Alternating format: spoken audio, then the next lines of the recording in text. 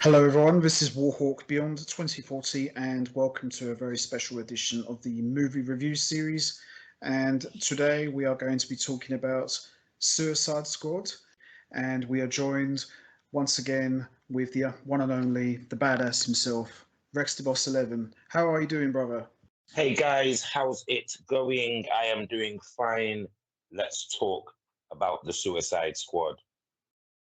Alrighty then, let's go. So, Suicide Squad, not to be confused with the James Gunn movie called The Suicide Squad. This Suicide Squad movie came out in 2016, over 6 years ago, and this movie is very polarizing, to say the very least. Very, very mixed feelings about this movie from a lot of people. So this is going to be very interesting to talk about this one. So Rex, we'll start with you. What was your thoughts and reaction to this Suicide Squad movie for the DCEU? It was a confusing one because I knew obviously by this stage I knew that they were trying to build the Justice League, and I was a little bit like, well, is this going to be the villain team that they're going to face off against? And I was obviously aware of the Suicide Squad because of Arrow, etc. But I was intrigued. Anything that DC, like I said, I've tried to over the years stick with DC, and I've always given them the benefit of the doubt because of obviously the characters like Batman. But yeah, I was just intrigued to see what they could do with some of these other characters. You know, people that had not really been seen in the films as of that point. Yeah, I think as far as I'm aware of, I think this was DC's first attempt at doing an all villains movie, because I don't think Marvel had done it yet. So I don't think they have done it, have they? No, I don't think. Not from what I know, anyway. No. No, I don't think they have. No, like a whole film just dedicated to the villains. I don't think they ever done that. I think like I said, they've put certain characters in certain films, and they've obviously put some of these characters in the Arrowverse. So we got to see enough. Like, you would have known who Deadshot is if you followed the Arrowverse. You would have known who some of the other characters were from some of the other cartoons, etc., etc. It's not like these characters have been completely left out. There were some, like Harley Quinn, for instance. We've had a look into her through the animated situations and other things. And there's a few other characters, and obviously you've got the Joker in this, you've got Batman that features in this. So it's not like when you first, maybe the first trailer came out, you was completely confused. Plus, we already knew who Amanda Waller was from the Arrowverse once again. So it was quite interesting. I knew most of these people have been, or all of these people have been recast. Of course, the likes of Will Smith, Margot, Robbie, you knew, right? So this is going to be something here. It's not just going to be like random like the TV universes. This is going to be something that we, meaning DC, they consider as top level. Yeah. First impression and thoughts and reaction to Suicide Squad. I was, just like you, a little bit confused. I thought, okay, this might be a bit too soon to start doing this, but I was very intrigued to see how they were going to pull this off. I knew what the Suicide Squad were from a couple of comic books, Justice League animated series, where they did an episode called Task Force X, which featured a number of different Suicide Squad characters, and certain characters in this movie I was really intrigued to see. This featured the live action big screen debut of Harley Quinn, so I mainly went into that to see how they were going to handle Harley Quinn. This also had the live action debut of Killer Croc, and a few other people as well. And as you say, we've already seen like live action portrayals of Deadshot and Amanda Waller. So there were a couple of firsts, and there were a couple of like ones we've seen before. Obviously, El Diablo's got his own, origin story. Like, he's got his own thing. You don't need to know about DC to know about who El Diablo is, of course. No, of course not. I mean, I didn't actually see this. I didn't actually see this film until when it came out. I wasn't actually in the UK at the time. I was on holiday in the Philippines, so I got to see it over there. And I got to see it with my girlfriend, and we both went to see it. I wanted to see it regardless. I also feel that the reason why you've got to look at this is a positive, because it was introducing you to new characters. It was. Risks by bringing out a film. But there was also a clear indication that they were trying here to compete with Marvel. Because Marvel had obviously designed and potentially have brought out the Guardians of the Galaxy at this point. That's right. I feel like this was their way of bringing out a separate from the main. The problem was Marvel had already developed their main team. Yeah, they're already established. We hadn't seen the Justice League at this point. No, not yet. They hinted at it. 3 of them, and then little hints of, do you know what I'm on about? We'd seen 3 of them, and then hints of the other people. We'd not seen them come together yet. No, we haven't. And I remember watching. Obviously, I watched it in the Philippines. It was still in English, thankfully. And I have said on many times that it's the weakest of all of the DCEU movies, but that doesn't mean necessarily it was bad. I mean, I still enjoyed it. Initially, at the time, you may have thought that. Yeah, you may have thought that at the time. But I'm hoping that you have changed your mind on that, because there's no way. As time's gone on, you know, I've bought the extended cut of this movie, and I've come out of this with a newfound appreciation and respect for this movie. I mean, even at the time when I did see it, I mean, I didn't say that it was bad or I hated it or disliked it. I did consider it quite weak for a while, but over the course of time, it has grown on me quite a bit now, and it's actually not that bad as. This was way better. This was way better than some of the other ones. Plus, this was just straight to the point. Like, why are we building origin stories for standalone characters and stuff? You know what I mean? Like, I don't need Batman's origin story every time his film starts. I don't need the origin story of Aquaman and etc. every single time the film starts. Let's get ready for that. The Flash and Aquaman, their origin story in every single film that they're involved in going forward, if they're ever involved in any more films. Yeah, no, totally. Yeah, we didn't need that. We just needed a brief little synopsis of who these characters were, what they were capable of doing, what their powers or etc. was, and then what the whole task at hand was with the explosive devices. Let's get to the point. Let's see what this is all about. Yeah. 6 years later, I have a newfound respect for this movie, and it's grown on me quite a lot. And you know, even if it might not be my favorite DCEU movie, it has a very special place for me because, you know, where I saw it and who I saw it with. In hindsight, they made some very stupid, obvious mistakes in this. They could have, of course. I feel this could have been an instant way of, and I'm gonna say this early on, very quickly. This film should have been a Batman film where they had the Joker somehow get control of the Suicide Squad and then take on Batman, so that you got introduced then to Superman, Wonder Woman, Batman, Aquaman, Flash, and Cyborg, and this is the first inkling of the Justice League. Oh, here we go. We've got the team now. Then at the end of this film, you then should have got the teaser for the Green Lantern Corps. Then that's what led into the Justice League film. See, I know that they must have been thinking that at the time. See, originally I thought going into this, I thought, okay, so we're doing a Suicide Squad movie, so we're going to get Justice League versus the Suicide Squad. Maybe not in the first movie, but maybe we might get it in the second movie. But we never got it. But I thought that's where we were heading at the time. Should have been hands-on, all in from the first movie. This should have been the Suicide Squad. It should have still been called the Suicide Squad, but everybody should have been aware that in this 2.5-hour movie, which that's what it should have been, we introduced the characters, because we already were aware that the 3 were together. They were looking for the other 2. So what you need a reason for them. So you should have had certain characters that were in the Suicide Squad that had certain abilities that would then thus warrant, you know, somebody who's fast, it would then warrant the Flash. Somebody who's in water, it would then, it's so simple. Like, surely anyone, and this is me, I'm not going to be completely negative about this film because I actually enjoyed the film itself for what it was. It actually stands up quite well on its own. But But what this should have been, undeniably, is the spot that led to the Justice League becoming the thing, rather than just being thrown completely in at the deep end and was expecting to buy into this. Right, these barely know each other, but they're going to now take on this higher power who's not actually the higher power. He's not the highest power.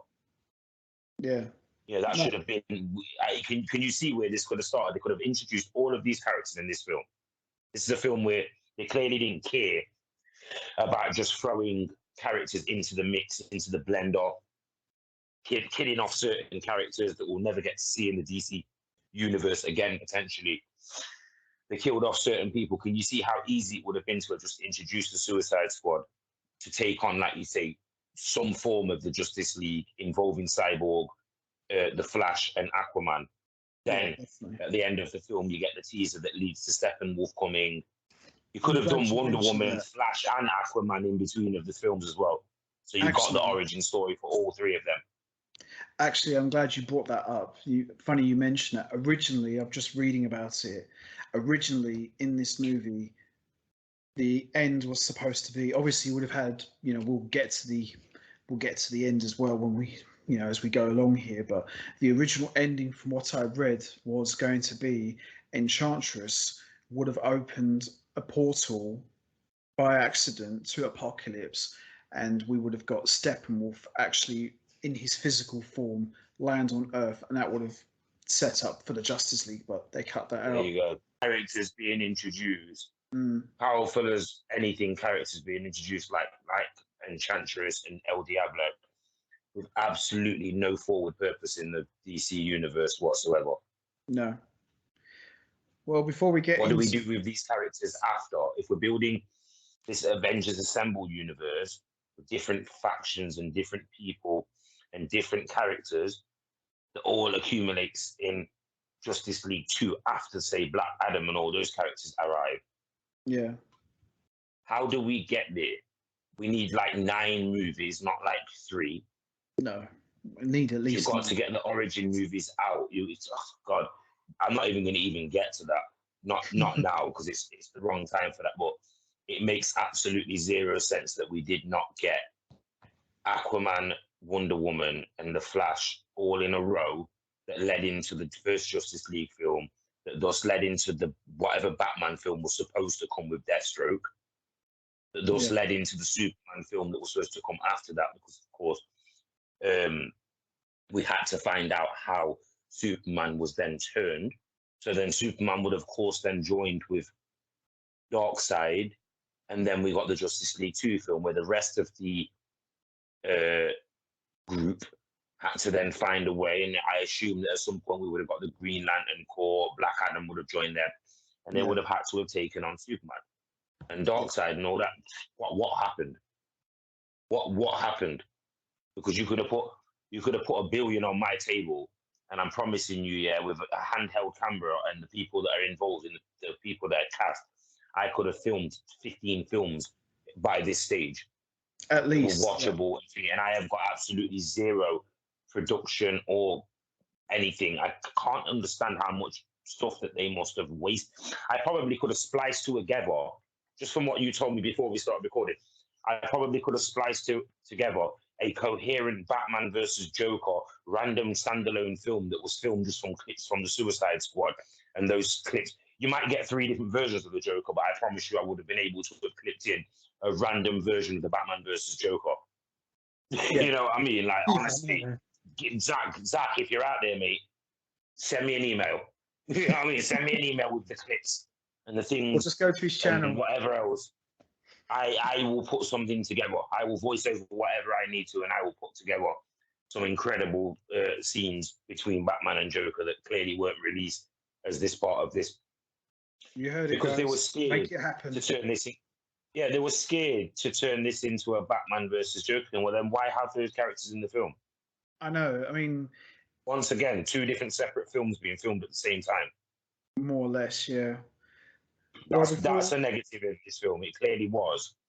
One half of this film was supposed to have been the Suicide Squad film that led into the formation of the Justice League. The other half of this film was supposed to have been Batman reboot, where Ben Affleck fought against the Joker, but they got scared. Yeah, again. They didn't want to give you the Joker again. They didn't want to give you the Joker again, but they wanted to introduce you to the Joker. They didn't want to give you the same old Batman versus Joker scenario, but they still gave you that. It's basically like, oh, we can't carry this universe without these two characters being in an entangled situation. Now, it would have potentially made a lot of sense if Enchantress's power would have maybe opened the portal to the past or to a different universe where the Batman and Joker were fighting, and that's where you got introduced to two different people playing Batman and Joker, but somehow they were then sucked into our world, and they thus subsequently became Batman and the Joker. You know, who knows? Yeah. Who knows how they could have played this? Like, this is the thing that if you're going to take risk with things, at least take the risk where it works out making sense. Because once you get people like me and you sitting here and going, yeah, that didn't really make any sense, did it? No, That's the not problem really. that you've got. And, you know, like overall, what they put on the screen, you can't argue with it.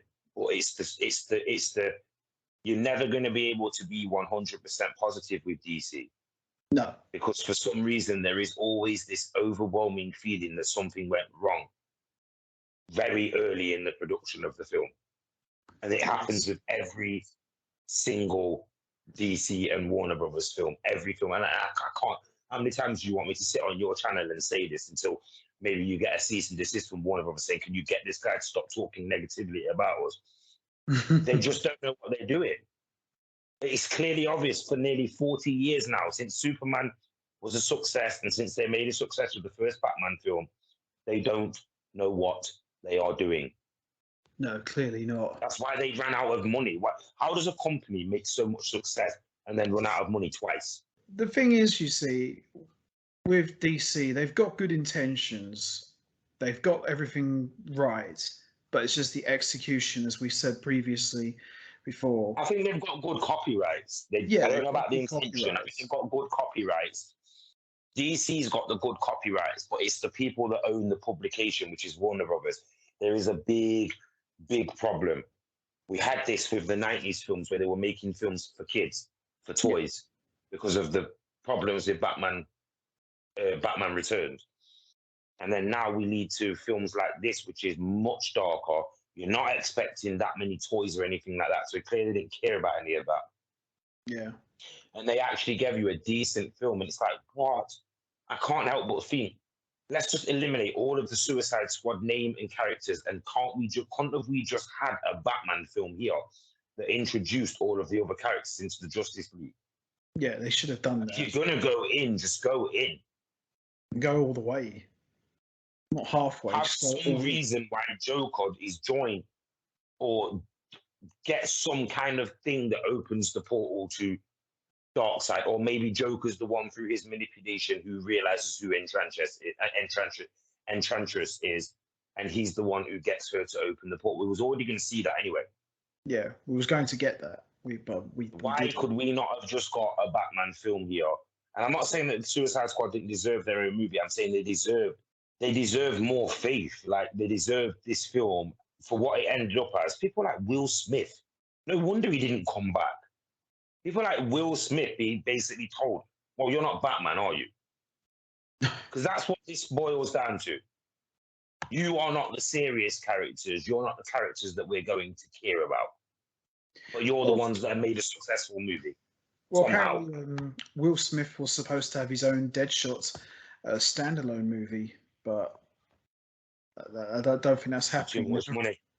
Wanted too much money. Yeah.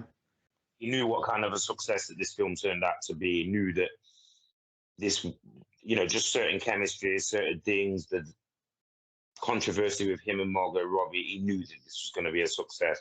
Yeah. At the end of it all, it boils down to what you can do and what you did do rather than what you should have done. Yeah, totally. So before we get into actually talking about the movie, we're just going to talk a bit about the casting. So we're going to start with the first one. We'll talk about ladies first. What was your thoughts on Margot Robbie cast in the role of Harley Quinn? I thought she's perfect in the role of Harley Quinn. I think she is clearly one of the most successful characters that have been cast. She potentially probably wanted to be Catwoman because they all want to be Catwoman. Oh yeah, everyone does. But yeah, I thought she was cast pretty well here. I feel like that's one of the strongest things with this version of the Suicide Squad is the casting was incredibly strong. Absolutely, definitely. I couldn't agree more. My thoughts and opinion on the casting of Margot Robbie as Harley Quinn was kind of a big deal for me because, you know, Harley Quinn had only been in the animated series and then she got introduced into the comics later.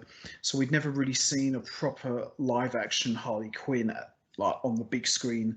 And I saw the trailer of Margot Robbie as Harley Quinn when she was the Doctor at Arkham. I thought, whoa, holy cow, they just pulled Harley Quinn from the animated series into live action and superbly cast. Definitely one of the standouts of this movie. And in the DCEU, she was cast perfectly. She looks the part, she acts the part. I can't think of anyone else who could play Harley Quinn but her. That's how much of a big mark she's left on the character. And to me, she definitely carried this movie with Will Smith. She was an absolute blast to watch. She was just 5-star performance. I thought she did a tremendous job as Harley Quinn, and definitely looking forward to seeing more of her for sure. I absolutely love Margot. Oh yeah, 100%, Absolutely. 100%, and let's not forget that she's clearly DTF, so yeah, she's fine as well. Oh, absolutely. No, she's very nice, very, very attractive. Just nothing bad to say about her. She's just perfect. What was your thoughts on Will Smith casting the role of Deadshot? Well, they needed somebody, didn't they, in the They team to need be like someone. a leading They man. needed some. They needed someone to be someone in the team, Yes, like, and I'm disappointed because obviously Will Smith could have been so much more. absolutely. Did you see? I mean, obviously, like you say, he's probably supposed to get his own film, etc. So maybe he That was was supposed to be more, and it just didn't work out for him. But no, I was happy with the casting of him. I feel like he was a perfect person to play Deadshot. A bit of a weird character change from him being obviously a white guy normally. yeah. I But mean, Deadshot, from what I always remember, going back to the animated series of the Justice League and Batman Gotham Knights anime movie, Deadshot I always remembered, even going back to some of the Arkham games and the comics as well. I always remember Deadshot not talking much. I always remember him not speaking a lot. He was like more like a silent assassin, and his enough and motto. all that. Yeah, yeah. He I always feel like used. they only had Deadshot in this because he was in the Arrow version of Yeah, the yeah. Suicide Squad. I think from what I was reading about it, I think Will Smith was supposed to have been Black Spider, I didn't and know the character's too similar that. Mm, to Batman. If you look at Black Spider's casting when he was in the Suicide Assault on Arkham, it looks very similar to a Will Smith character. yeah, he did a bit. And the thing with Deadshot, I mean, obviously they changed him in the movie, but I always remembered in the comics and the cartoons, Deadshot's like to kill billionaires as a sport. Like he'd use like this rifle with silent bullets and he used to just take them out and then collect their earnings and wealth. As I said, he shoots billionaires for a sport. So obviously they changed that for Deadshot in this movie, but I thought Will Smith was very well cast. I thought he really carried this film very well, and I felt that like you said, they needed someone to be someone. You needed that leading guy to carry this film, and I think Will Smith did. To his credit, I thought he did a really good job, and he was one of the main reasons why I went to see this. I thought, okay, Will Smith in a DC movie, this should be quite interesting. I've always wondered what he'd be like, and I thought he did great. Now, Jared Leto as the Joker, go for it. Your thoughts on his casting? Over the top. I mean, casting wise, I don't think he was badly cast. I think he just, I'm not quite sure who sat him down and told him what character he was playing. He's a bit over the top. I think he's more of the Riddler than he is the Joker. Like, Mm, the laugh is just annoying in this. very painful. he doesn't seem menacing enough either, and he's clearly not old enough to No. play the Joker. It's a weird one with Jared Leto. It was the right choice, but it was a bad performance. It just didn't capture the magic. And once again, like I said, he looked 20 years older when he played the role. Oh, yeah. Whereas Jared looks like way too young. He looks very much like what the games turned the Joker into, skinny, Yeah. you know, like a lanky, skinny version of the Joker. Whereas obviously previously that we'd seen a more, I might even say like even in the animated series, he was always slim, but you could tell he was an older man, couldn't you? You could tell he was always an older man. Whereas in the later films and some of the later animated like series, you can see that they've basically blended in the Joker to make him younger, skinnier with the gains and all that. Yeah. It's very strange, very, very strange casting when I look at Jared Leto. The thoughts there, but the execution was just miles off. Jared Leto casting as the Joker. I mean, he's a tremendous actor, very good actor. I wasn't a fan of the Joker look. He looked like a rapper.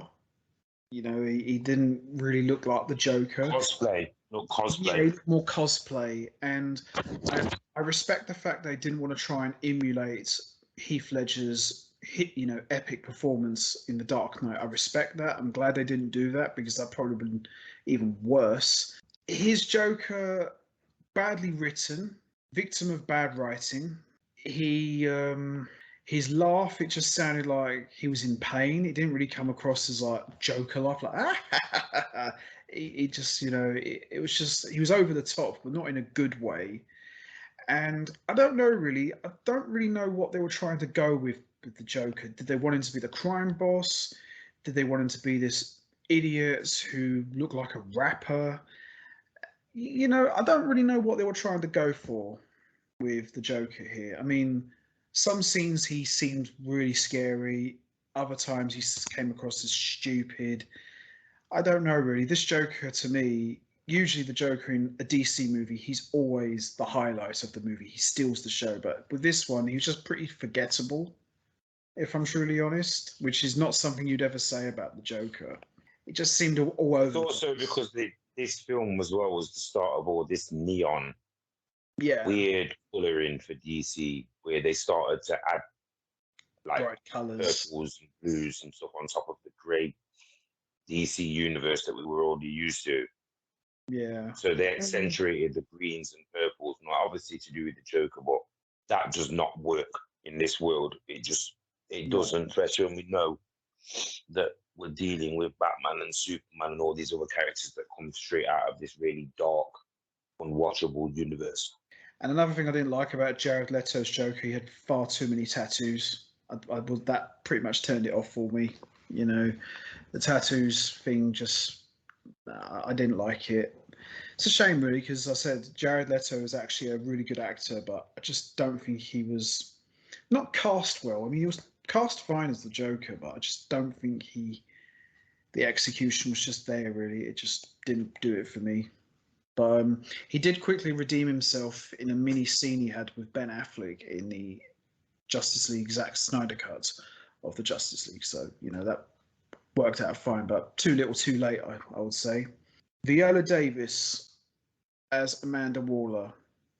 This is her live action cinematic debut. So, what was your thoughts on Viola Davis being cast as Amanda Waller? I've never liked her. Never liked this female.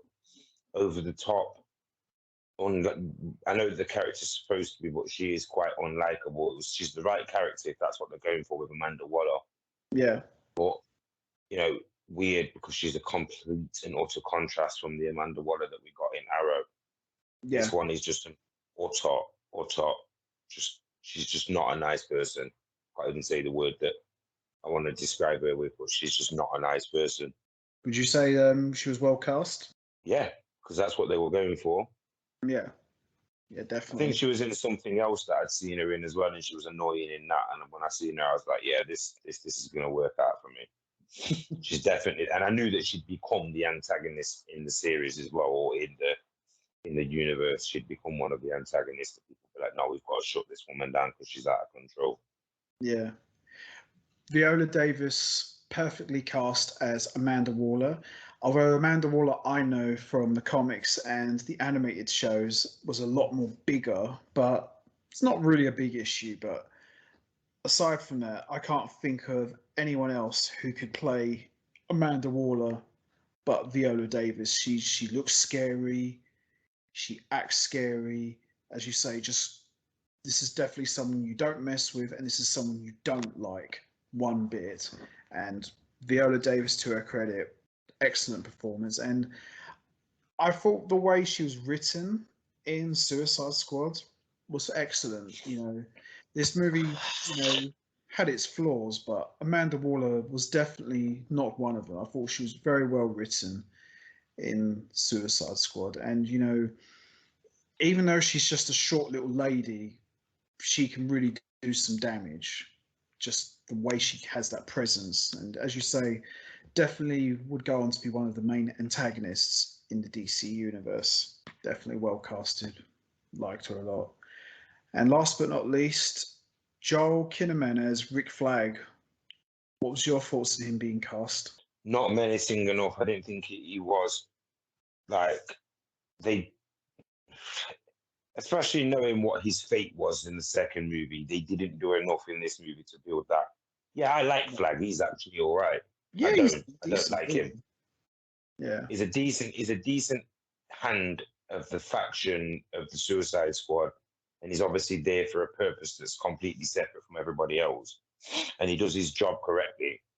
The problem with Rick Flagg is I would have preferred him to have been a John Cena, somebody like, the guy like a Rock or John Cena, a very menacing type of annoying guy. You just know in the end he's going to save the day. Yeah. I didn't believe that this Rick Flagg came across like, the soldiers that are in the Transformers that never know what side that they're on. Yeah. He come across like them to me. Actually, just reading now, Tom Hardy wasn't actually going to be playing Bane. He was actually going to play Rick Flagg. I was just reading it. Yeah, here, which would have made a lot more sense. but he wasn't available, unfortunately. Shame, really. I mean, Joel Kinnaman as Rick Flagg, I mean, he done a decent job. I thought he was a decent Rick Flagg, but at the same time, as you said, there just wasn't enough to invest in. There wasn't enough to care, especially after what happens to him in the second movie. It just didn't work out that way. But I thought performance-wise, he was decent. But I would have loved to have seen what Tom Hardy would have done. We probably would have been having a very, very different conversation. And before we get started, final one here. I hope I'm pronouncing this right.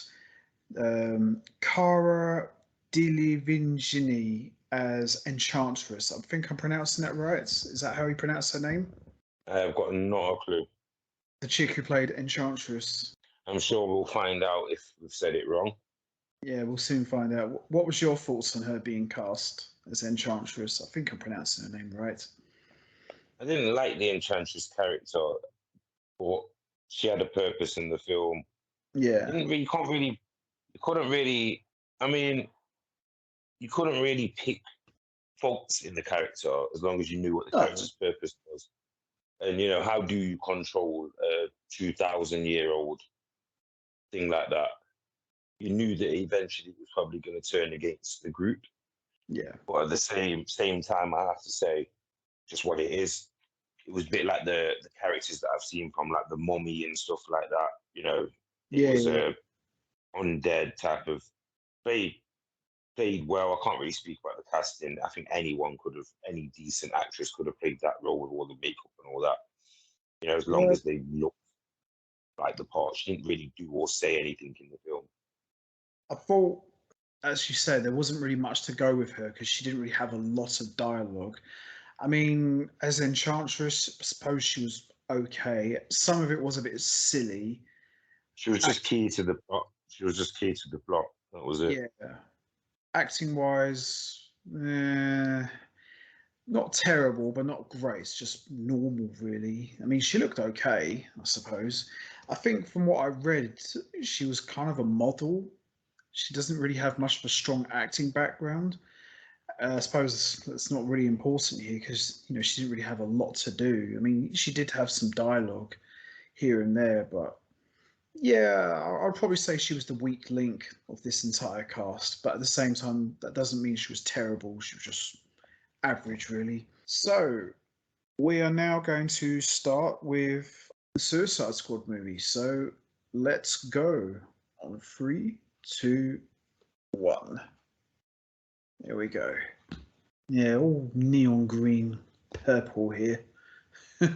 So there's lots of that in this film. Yeah, so here's Belle Reef Prison. This is clearly where they're going to be setting up for the Suicide Squad formation. So there's Deadshot working out. Gets handed a loaf of shit. Looks like some mouldy old stale bread. Got to say that Will Smith does look the part, though, I must say. Yeah, you just threatened me.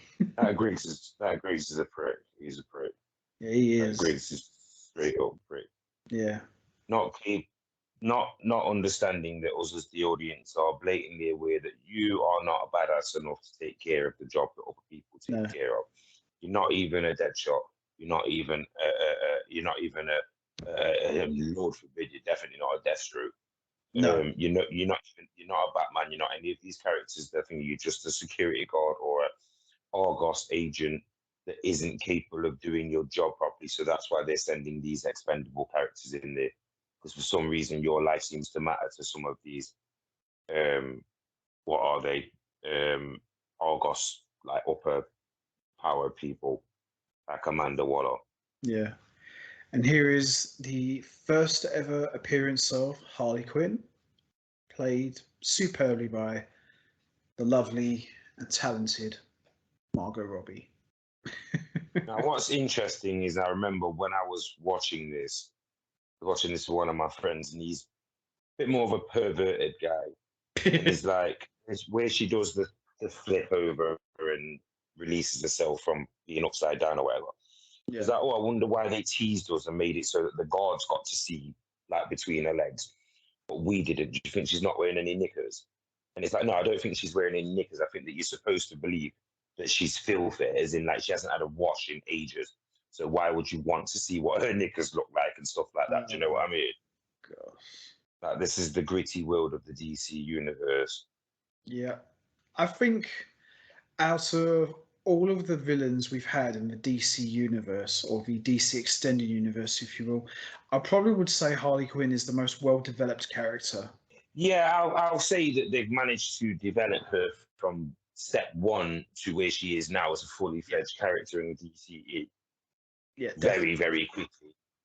Yeah, some of the big characters they struggle to do this with. Now, from my understanding, Suicide Squad is set 6 months after the events of Batman v Superman: Dawn of Justice. So it's essentially 6 months after Superman died. And here is Amanda Waller. So this is just around the time Superman just died. And her genius plan is to send other powered people who may be able to protect the world, to force them to protect the world, so that they just then turn out to hate the world. Yeah. Her plan is to force them to protect the world, that then, they can work time off their indefinite sentences. So these people are obviously stupid as well as anything else. Oh, clearly. So now we've come up to the scene where Amanda Waller is meeting with the government and attempting to get her Task Force X program started and trying to get these guys together. So here we go here. So basically we're treated to like very short vignettes of who these people really are, even though we've already been introduced to Harley Quinn and Deadshot. So there we go. Yeah, I always felt like those two the opening scene was filmed like first, and then they realized, oh, you know what, we haven't really got time to film anyone else's origin situation. So we're just going to give you a quick rundown of who they might be. Yeah. After, we don't have a time to catch up with them. But then also it does introduce them as the two characters that are part of this film that are not the leaders of the group that you need to focus on. Yeah. And the rumours had already started at this point. You know, we can't do this without addressing the clear rumour that there was apparently an affair going on between Will Smith and Margot Robbie at the time. Of course. And judging by the way that she was acting on episodes of Top Gear and other things that I seen her on at the time, this, speaking of her knickers, they were probably not shown because they're probably soaking wet, because most times she was probably moist as hell for Will Smith. I'm not even going to lie, like, you can just tell that she was starstruck around him. You could tell that she was definitely down. Who cares anyway? They were adults, you know what I mean? Of course. And let's be fair, would you turn down an opportunity to sleep with Margot Robbie? Oh, hell no. I know you wouldn't. Exactly. Well, in this scene, we're just getting a little, like, not an origin, but we're just getting like a little rundown of what Deadshot does and who he is, and it's pretty decent. Just seeing Deadshot just take out someone and got his money in return. So he's clearly like a hitman for hire, although it's a bit different to the Deadshot, I know, but it works. And we get a little bit more of his backstory here. So he's got a daughter, so we get some idea of why he does what he does. So I thought this was quite, interesting. Yeah. There's also some subtle dialogue here where he's like, "Does mum still go out at night time?" Suggesting that her mum may be a woman of the night, and that's how he got her pregnant and stuff, etc. And also, there's another line here is that his daughter's saying, I can take care of mum, and Floyd's like saying, well, hang on a minute, she's supposed to be taking care of you. That's what she's supposed to be, her job. Oh, here we go. This scene I remember in the cinema, I geeked out to this. So we see Batman appear. I love this. It's over, Deadshot. I don't want to do this in front of your daughter. Brilliant. Looking back at this again, you can clearly see this is a different Batman to the one we saw in Dawn of Justice. Because before, Batman would have probably ripped Deadshot's head off. But here he tries to more like reason with him. So you can clearly see this is a different Batman to what we saw before.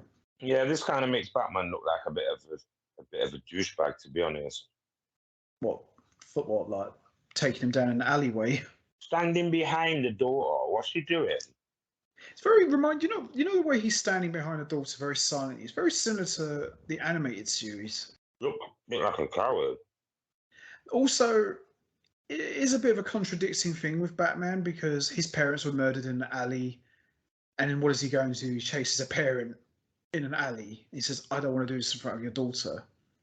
Exactly. It would never go. It don't seem to me like he would ever go after. It's not really a Batman thing to do, is it? Yeah. Exactly. Very cheap. Very, very weird, contradicting thing.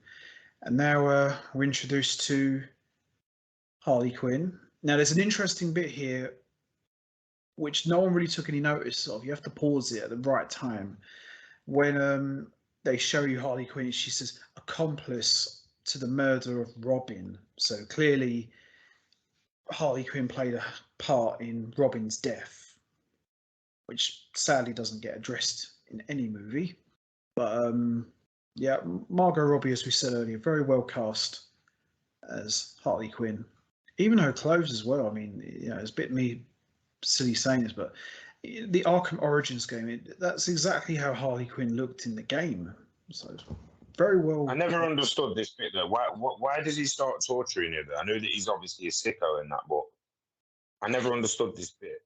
Yeah, I never. Is this to get her back because she was the psychiatrist? What's going on here? They don't really make it clear because I always thought, because I've got the Mad Love graphic novel, Harley Quinn became who she is. She broke into a costume shop, stole a load of stuff, did all her makeup, put on the costume, and broke the Joker out of prison. That's what I always remembered, and that's how they got together. This whole torturing scene doesn't make any sense. Yeah, it's just... I thought he did to her this bit where he throws her into the chemicals, the acid. I thought that she went and did that to replicate what he went through so that she could join him because she wasn't Yeah, obviously in love with him. yeah, that was true. That's more of a recent comics where instead of putting on bucket loads of makeup and foundation, she jumped into the same chemicals that Jack Napier fell into when he became the Joker. That's more from the recent comics. See, this scene here, I don't know really. It just feels a bit all over the place. Where you're introducing us to Harley Quinn, fair enough, but then you're showing us the Joker talking to some gangster while Harley Quinn's in the nightclub. Well, must be Joker's club. I don't know really. It's like is it flashback or present? This gangster's played by Common. I forget what his name actually is, but it's the same character. It's the same character that I think that Coolio was supposed to play. Yeah. In one of the films because he plays it in Batman Forever, Batman and Robin, doesn't he? I believe so. Yeah. I mean, he looks very familiar. Same character. Just this scene's a bit what Common plays. Oh baby, she looks really good. Oh God. Hunka. Joker just looks stupid. You don't want no beef? You don't want no beef? I don't know. Is this supposed to be flashback or present? I'm not entirely too sure. Oh, here we go. We've got a car chase scene here. This kind of ties into what you said earlier. This clearly could have been for a Batman film. We've got company. And there's a line here that contradicts Harley Quinn. Amanda Waller says that she's more fearless than him and dangerous. And then there's this line comes up, Puddin', I can't swim. So it kind of contradicts her already. Goes, oh, she's fearless, but then she can't swim. It's just, I don't know. It's strange when you think about it as well, because this should have been a Batman and Joker film. Clearly, definitely. This bit here, the first part of the film, what part have we seen that would suggest that this is going to be a Suicide Squad film? Nothing so far. So far to me, if I was watching this for the first time, this part here, I probably thought this was a Batman movie. I like the way when Batman dives into the water, it reminds me of Batman Forever a little bit. And this bit here, I mean, is Batman giving her mouth to mouth, or is he snogging her? I don't know. Looks like he's snogging her. Looks like he's snogging her to me. I know. This bit confused me. Real perverted that was. That way she's knocked out me. Yeah, she's knocked out, but the Batman I know, he wouldn't do things like, he'd probably just slap her or something, or throw a bucket of water. He wouldn't dare try and kiss her. Harley Quinn might try and kiss her, but Batman wouldn't, not in a million years. And now we're introduced to Captain Boomerang. This is not my favorite. I never really got this character. No. Never got this character. Now this made me geek out because I wasn't expecting this. The Flash making a cameo, because I already knew going into this movie that Ben Affleck was appearing, but I didn't know we was going to get a Flash cameo. So this was a nice little surprise. I actually geeked out to this in the cinema. Monster T, that's who Common was playing. Oh, this is my favorite character. This is my favorite character, El Diablo. Yeah, he's good. Actually, he was a good character in this one. I feel like apart from Harley Quinn and Deadshot, obviously we know why, but a lot of these intros for these villains is really rushed. I mean, combined, Deadshot and Harley Quinn, their intro stories, they must have had about 15 minutes. And now I've been introduced to Killer Croc, one of the heavy hitters of the Batman Rogues Gallery. What was your thoughts on Killer Croc in this movie? He looks weird, almost like he was non-confrontational, like he doesn't care about confrontation. He knows that he's different. But at the same time, it's like he's obviously got his abilities. You know what I mean? Yeah. He looks quite. The fact that you've got someone. That's what I mean. I like the fact that you've got someone like this, a monster sort of type of character. Yeah. Apparently, a scene with Killer Croc, which was cut out. Apparently, there would have been a fight scene in the sewers with Batman and Killer Croc, but they cut it out. Yeah, which, once again, I would have liked to have seen that film there. Yeah. Because, we would have seen Killer Croc escape, as we're seeing here, then Batman would have taken him down. But, yeah, we didn't get that. Flying, spell-binding sorceress from another dimension. Enchantress. Why has this woman not been killed immediately? Yeah. Doctor, what's her name? What's her name? June something. Yeah, Dr. June Moore. Yeah, why has this woman not had her throat cut immediately? She clearly opened something that she shouldn't have. Yeah. I didn't dislike this character, but I didn't love her either. Kind of reminds me of remember that film The Exorcist? Yeah, but we don't get anything from her or June Moore. Yeah. We just know why she's in this film. Yeah, we know why she's in this film, but we don't know what, it's just nothing much explained here. See, so Amanda Waller has like her heart that she controls. So basically, it's like if Enchantress steps out of line, or she can summon her with this heart sort of tomb thing, or whatever it is. But then, if you clearly have got that problem, then you'd rather die, wouldn't you? So, oh yeah, totally. I don't understand why Enchantress will just not do something to get killed. Yeah, she's already been locked up in a bottle. And we got Colonel Rick Flagg. Then that doesn't explain June Moore, who clearly was possessed by an alternative being. How on earth are we supposed to, are we supposed to feel sorry for her? What are we supposed to do? I don't know, really. I'm not really sure what they were trying to go for. Isn't she with Rick Flagg? Yeah, isn't that his girlfriend? Yeah, they fall in love. I think that's what Amanda Waller's holdover Rick Flagg is. So what?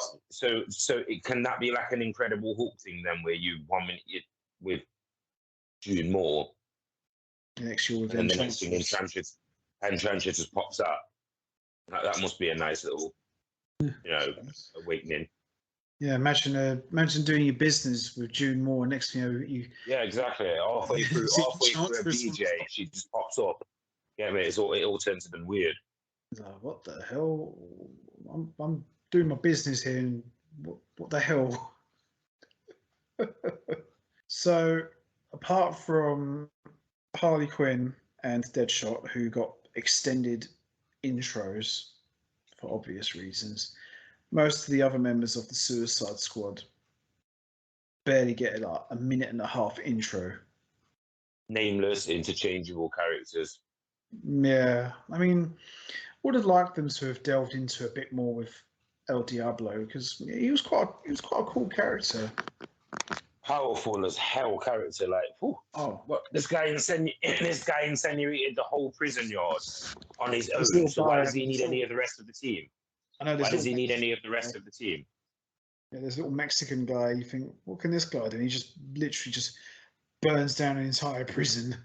No, I liked him. I liked him. This girl's just completely scared. Look, yeah, man, she didn't even know what to do, and then here we go. Here we go. Yeah, because that cross is going to help you, isn't it? Clearly.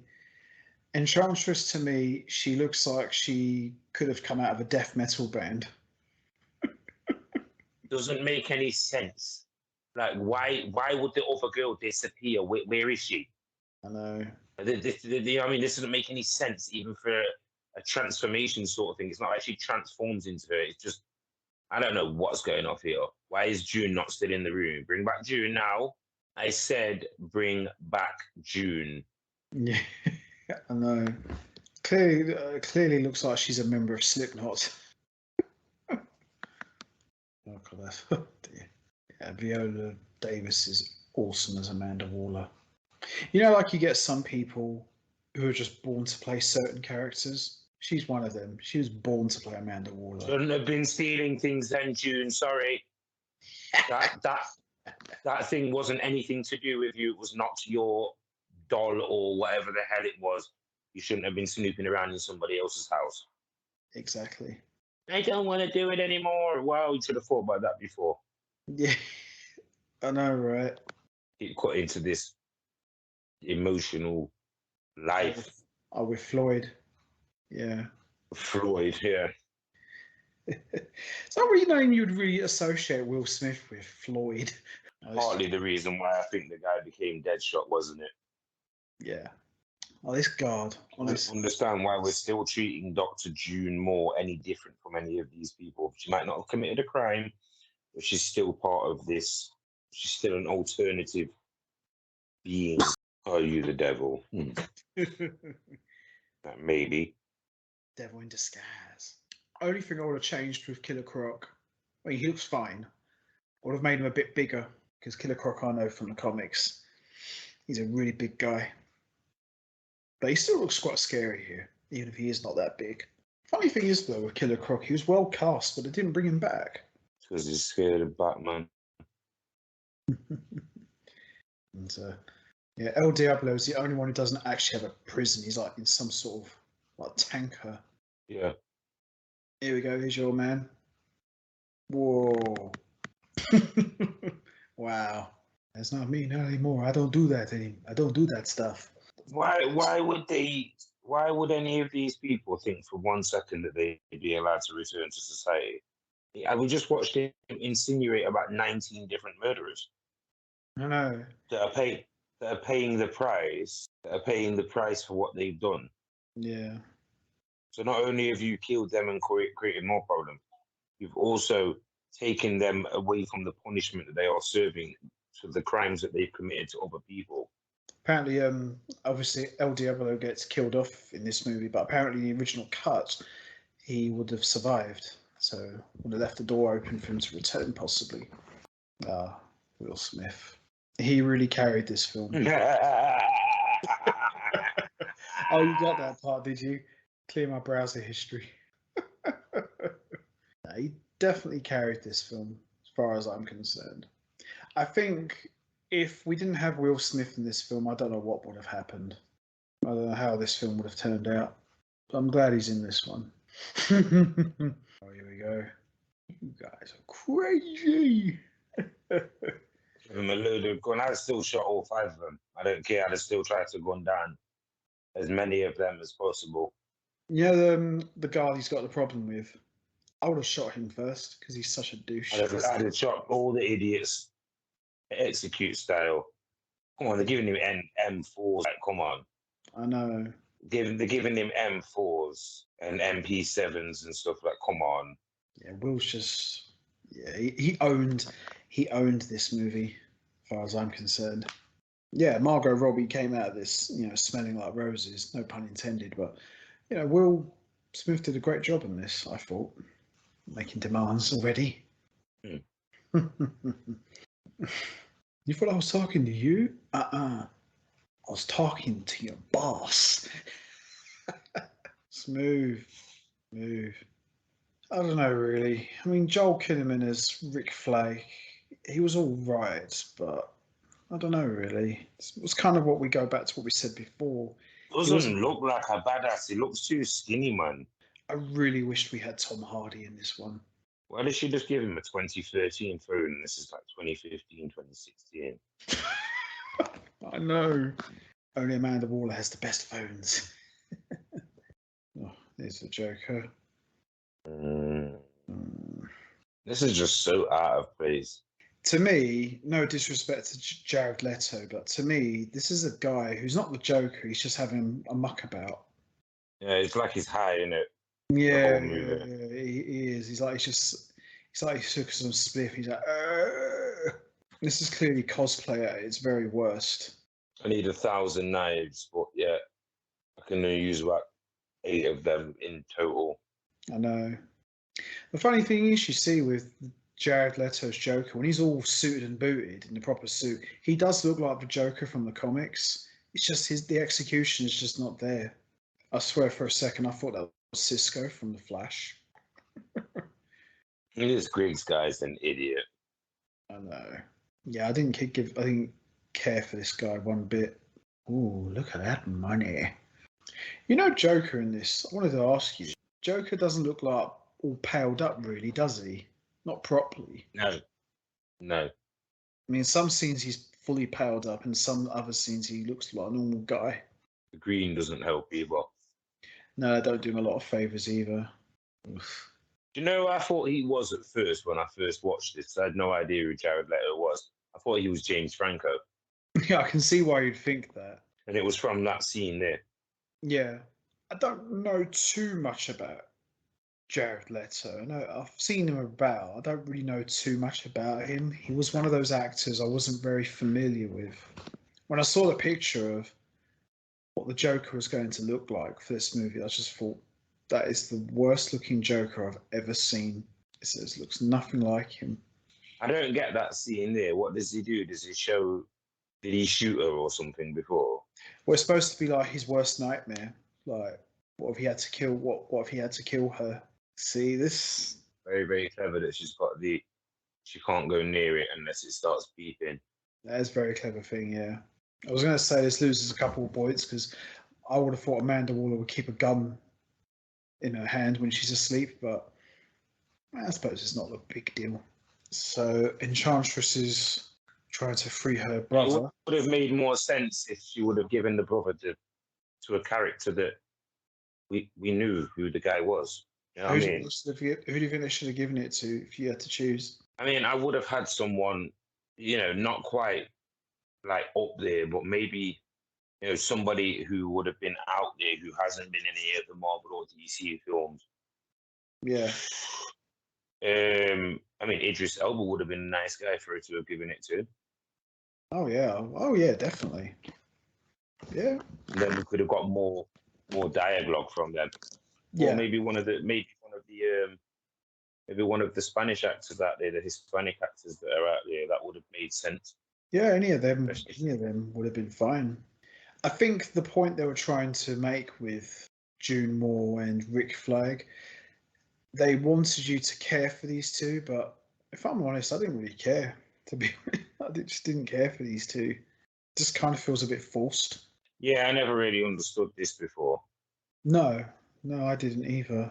I forget what this guy's name is. I don't think they ever said what his name was, did they? What would it be? If she's Enchantress, what would he be? No idea, really. What would he be? What was he called? I forget what they called him this one. He's just next to a load of bodies. Yeah, pretty much. Drawing beer power from the railway station. Do you know what he... This is going to sound really silly. He looks like one of the final bosses from a Prince of Persia game. Would have made a lot more sense if this had been Steppenwolf or Darkseid, though, wouldn't it? Probably, I would have probably gone more with Steppenwolf than Darkseid. Darkseid's a bit too big to come in that early.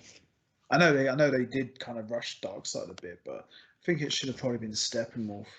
That's right. The guy who got possessed, the villain's name is Incubus, the brother of Enchantress. They don't really tell you who the guy's name is, but it just says like a businessman.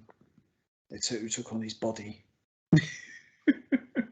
If they knew they could get these people so easily and they could do it in a way without having to get the permission, surely we didn't need the first half an hour of the movie then, did we? No, not been much point for the first half of the movie.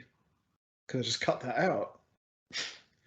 Oh, so this is where they plant the bombs. I love how Killer Croc looks like Hannibal Lecter.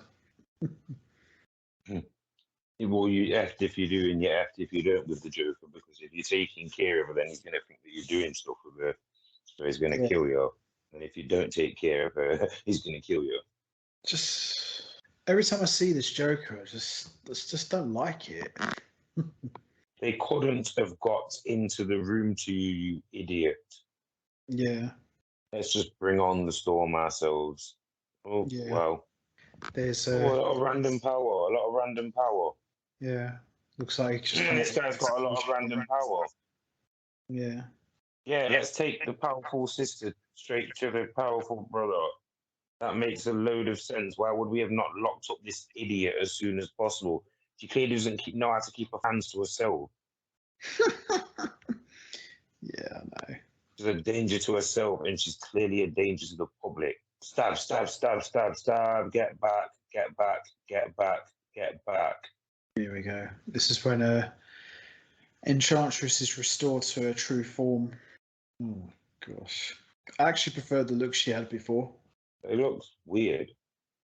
I know. And they do not look menacing at all. She looked menacing before. She looks stupid. That's what I mean. She looked way more menacing before. Why do I need to see her looking way more fit and clean? That's what I mean. If she's supposed to be a being that's been around for thousands of years, I wouldn't expect her to look clean. Where's my cape? Where's my card? Let's get to it.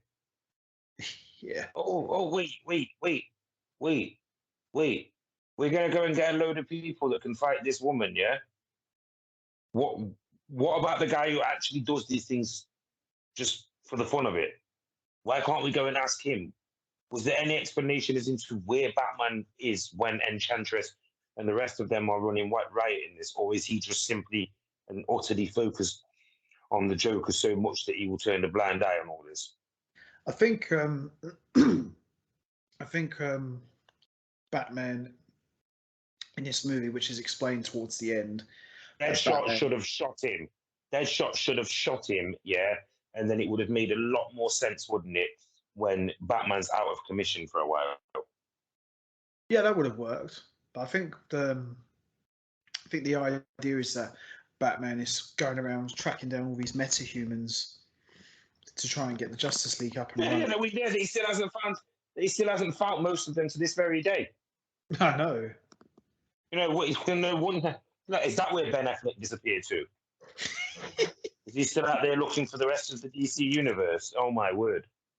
No, he's. Is that why he couldn't make an appearance in the Peacemaker? Yeah, the Peacemaker who was in the second incarnation of this film. Nah, he's on his honeymoon with J-Lo.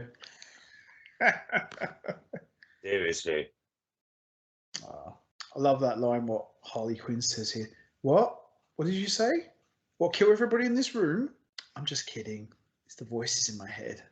Don't laugh what I'm about to say, but Captain Boomerang looks just like Sheamus from WWE. Yeah. Just like, you know, if Sheamus didn't have a wash. Looks like Balon Greyjoy from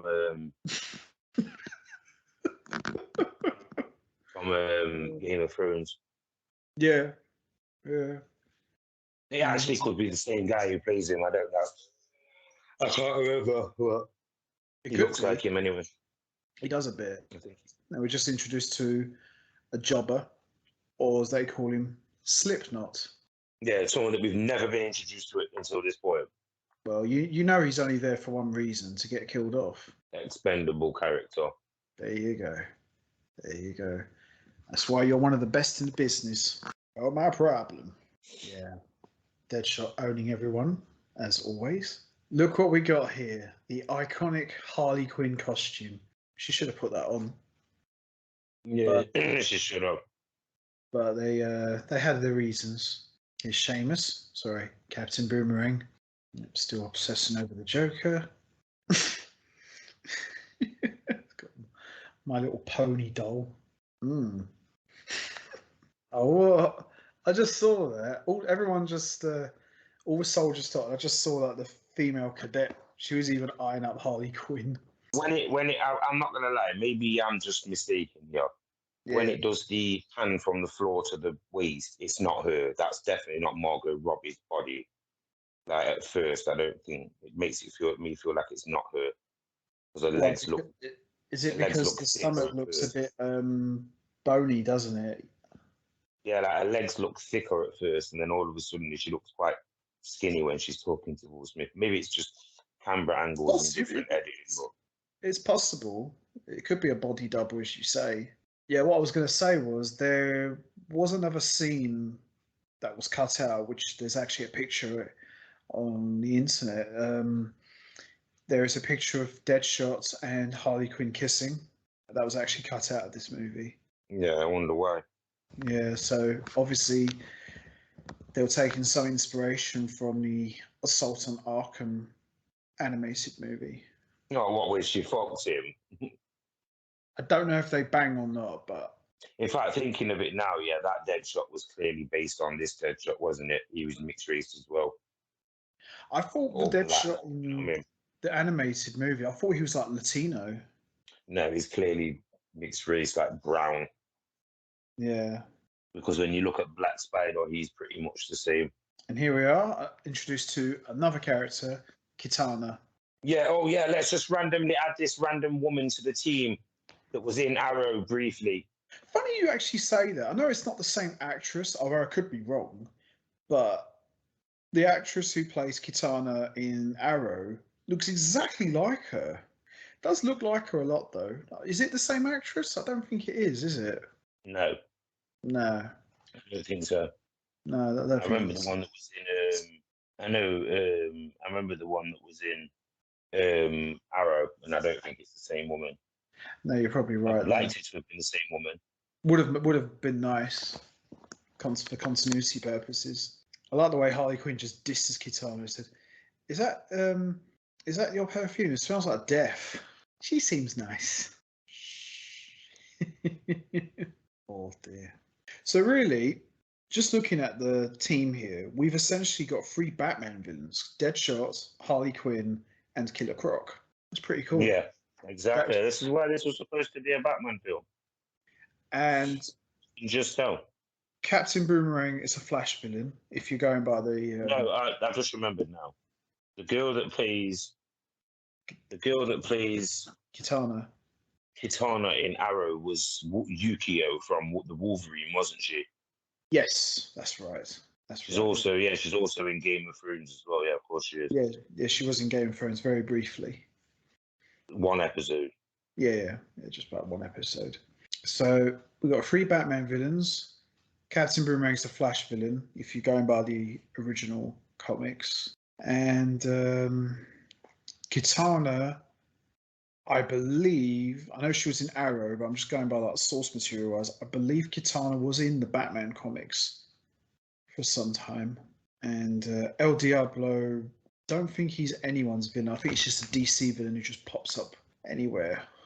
And Slipknot's well. The girl who plays Kitana in this was her very first movie.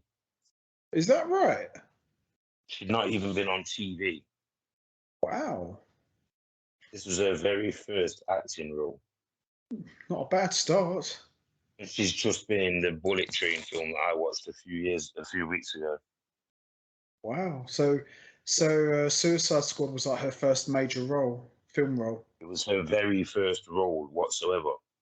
Wow. Good. Tell you what, not a bad thing to start with. She's been in The Boys as well. Okay. But yeah, Suicide Squad was her very first role. Not a bad start, I must say. She hosted some things on the Disney Channel, and then film debut as Kitana. Not bad. Wow. Good start. She got a very big start. Big time. Oh, here we go. Someone decided to be stupid. And here's the expendable. Jeez. That's it for him. I feel like they killed him way too quick. They could have at least put a couple of bullets in him first. Would have preferred if he was never going to be anyone worth talking about or caring for, but I would have preferred if maybe he could have died in the battle or something. But no, really, just as you say, just killed him off way too early. So I think this is where they would have kissed. This scene, Deadshot and Harley Quinn. No, I don't think it would be yet. I think this is just your introduction to them. I don't think they're close enough yet. I think maybe later on in the movie. No, you're probably right. Towards the end of the movie, right. There'll be a moment towards the end of the movie where them two will get close. No, they probably should have kissed. Picture what I saw, but no, you're probably right. It's probably not too early to get to that stage. I'm just going by what I remember in the picture I saw. It's quite funny when you think about it. Captain Boomerang had quite not a massive part in this film, but he had quite a biggish part. But then he just got killed off in the second one, didn't he? Yeah, I mean, it's El Diablo character. I just wish they'd spent a little bit more time on this guy, man. He's very interesting. Stop spending time with the self-doubt and let's see what this guy is really capable of. I liked him. I liked him. I thought Diablo was a good character. Oh, Killer Croc. Such a different Captain Boomerang to what I've seen before. Because the Captain Boomerang in Arrow, he's quite evil. But this one, he just seems like a bit of an idiot. Not much going on here at the moment. It's overdrawn. Let's get the powers working. I know. Oh, you must have been reading my mind. Are we not already the same thing? I know. There's this. I was thinking the exact same thing. Oh, it's dragging on a bit here. Babyface faction bullshit. The heels would have beaten everybody up by now and taken all the cheap shots. It's mad. Oh, hold the advantage. You know what I mean? Come on. Like, what are we doing here? I know. Are we going to engage or not? Engage. I think this is one of the few times, other than what we saw at the beginning, we actually see Deadshot be Deadshot. Like, he's just put his classic red eye lens on. Not much going on here. Now it's starting to look like a cross between Predator meets The Walking Dead. What on earth are these creatures, man? They look like they would burst because they look bubbly, yeah? But yet they're not bursting from the gunshots that they're being hit with, which makes no sense. I'm not really entirely sure what they're supposed to be. I mean, I know they're supposed to be zombies, but clearly the strongest member of the Suicide Squad team is definitely Killer Croc. But the most powerful is the guy there. Here we go. The most frustrating thing in this film. El Diablo could clearly deal with this situation and tell all of his people, get down now. Yeah. The guy will not open fire. And I honestly, I remember even watching this at the cinema at the time and shouting, let it go. You know what I mean? Like, let it burn. What are you doing? Everyone's going to die because of you. Do you know what it is also? At the time I was watching this, I was thinking to myself, right, he's not using his powers. Obviously, they're saving it for something big. He's going to do it. But yeah, this would have been the right time to do it. But clearly they were saving for something quite big. Baseball bat, honestly. Yeah. Go on, Floyd. Yeah, there you go. This man's clearly doing your job. Who needs all these soldiers when you got this man? That pink My Little Pony doll. He was a badass thing, but now all of a sudden these guys are made of concrete and stone. They look like they're made of bubbly stuff. Yeah. And then she's beating it to death, and he's like, "Come on!" So I saw it move. I saw it move. He's like, "No, yes." I know. Oh, she was gold. She was gold in this movie. And he gets called out here. Look, a fire bloke.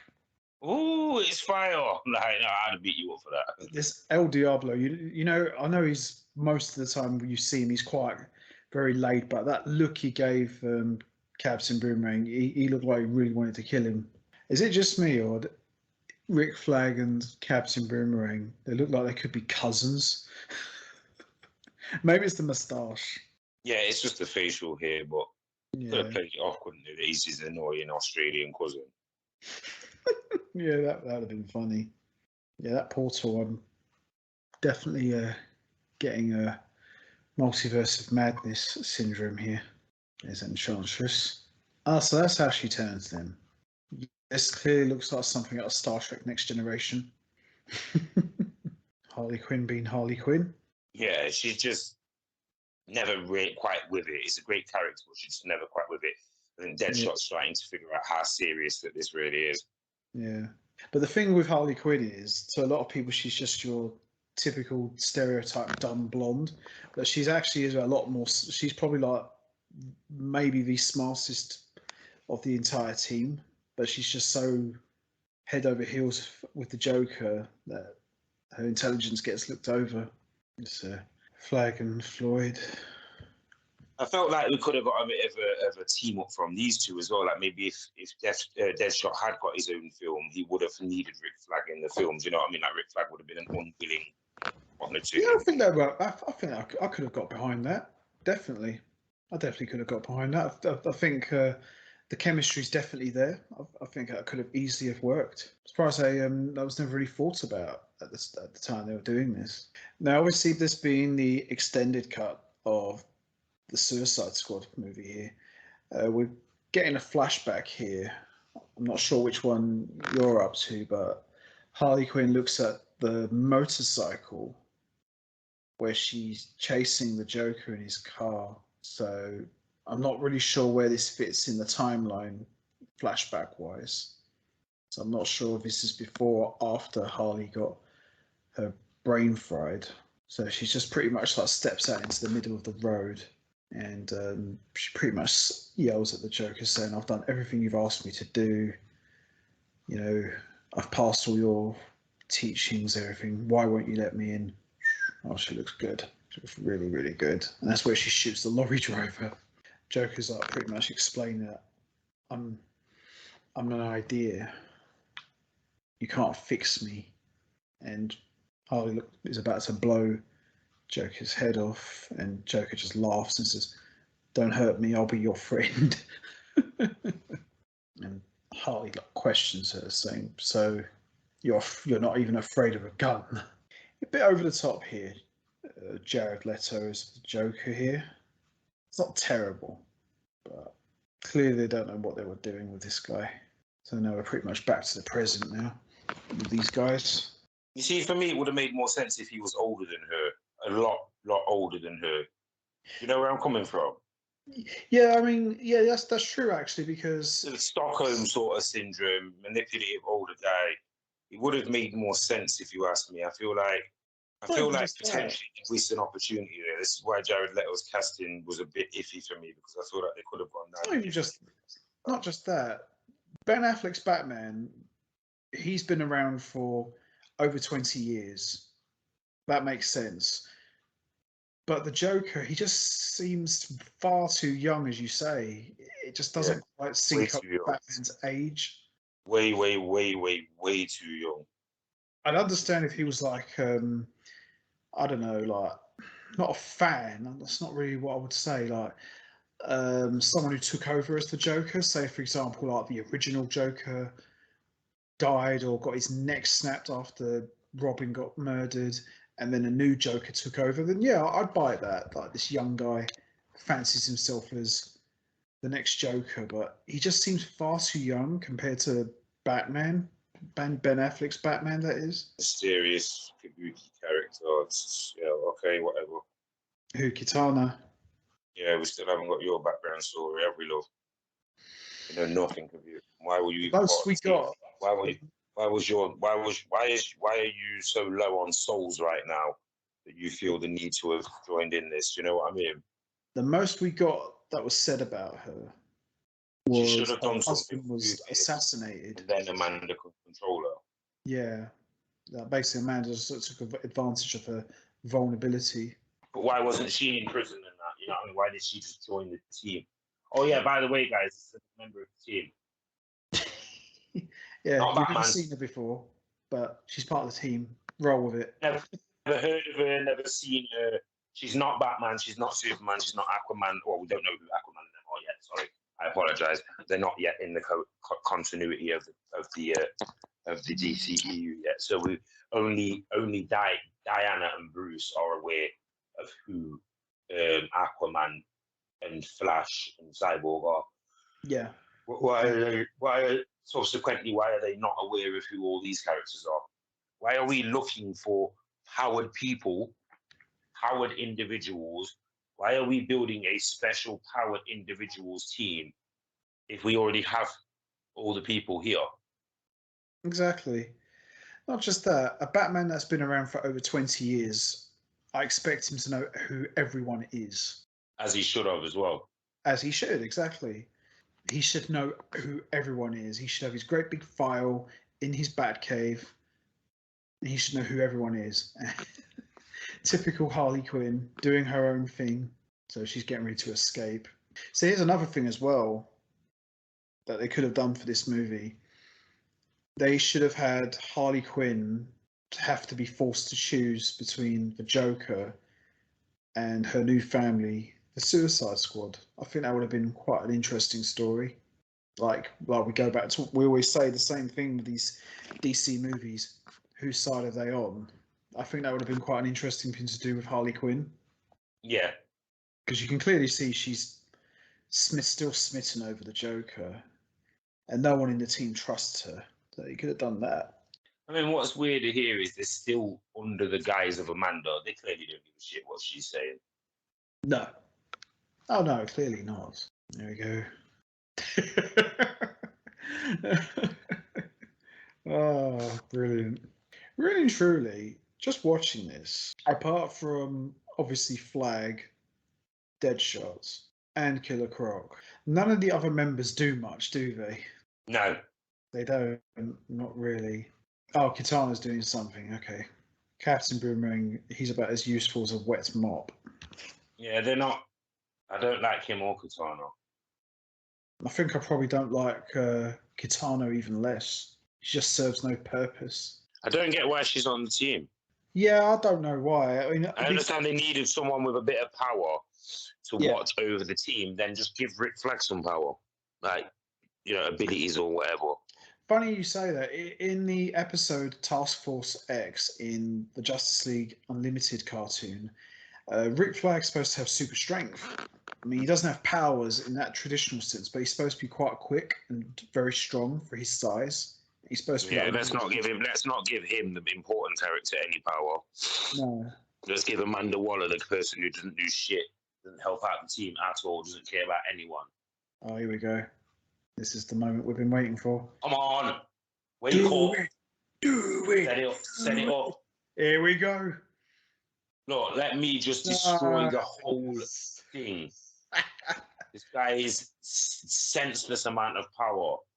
Nothing like a good old-fashioned cookout. Nice. Wow.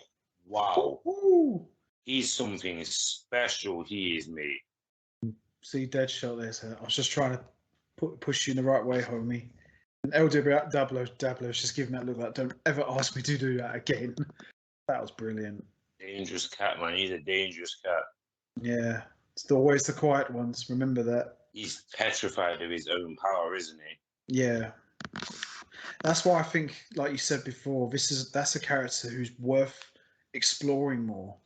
But they didn't. He's absolutely petrified of his own power. And now we're treated to another flashback. This time, Joker's taken Harley to the chemical plants where the Joker was created. Now, this is something that was more in the recent comic books, where rather than Harley putting on piles of makeup and putting her own gear on, she pretty much jumps into these chemicals to prove her love to the Joker. So this is essentially what you're seeing here. Joker's. So I don't understand that she still remains 10 after, like. Yeah. You mess yourself up. Well, he's basically like saying to her, is this what you really want? Will you die for me? Will you live for me? And she's like, say, yes, I'll do anything for you, you know. I never got the idea from the comic books that Harley Quinn was supposed to be this beautiful girl. I always got the feeling that she was supposed to be more of like a... What, plain? Just a straight up hyphy, just some crazy, unhinged well, I mean, type of female. In the graphic novel, Mad Love, which I've got, Harley Quinn's supposed to be very, very clever with like PhDs in psychology and all sorts of things. So that's what makes it more shocking and disappointing that essentially the smartest lady ends up being like the dumbest person ever. And here's another dumb thing here. Joker jumps in the chemicals just after Harley. I would have thought that would have... He's already been in the chemicals before. Yeah, but he's been in the chemicals before, but I would have thought it would have affected him even more. That's what I mean. Like, what's going on? Those chemicals look like ice cream or milkshake. Oh, okay. I was about to say, I was going to say, why isn't her clothes burned? But, I can see why they're all burned off her body. So now we're back to the present. So now Flagg's with... This is another thing that I can't stand. Why do we keep going back to the beginning? So you mean to tell me, right, we need all these powered people that are already all criminals and killers to save the fact that Rick Flag couldn't watch over his girlfriend?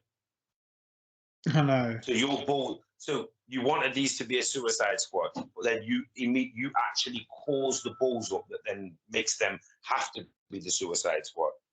It doesn't make any sense. No, I don't.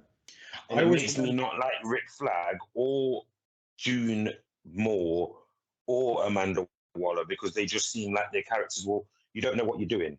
Can we step back? And then Amanda, of course, starts killing all the people in the room. I love her the way she just kills everyone and just walks around like, yeah, and blatant FBI agents, like, yeah, because of course she could just get away with that, couldn't she? Yeah.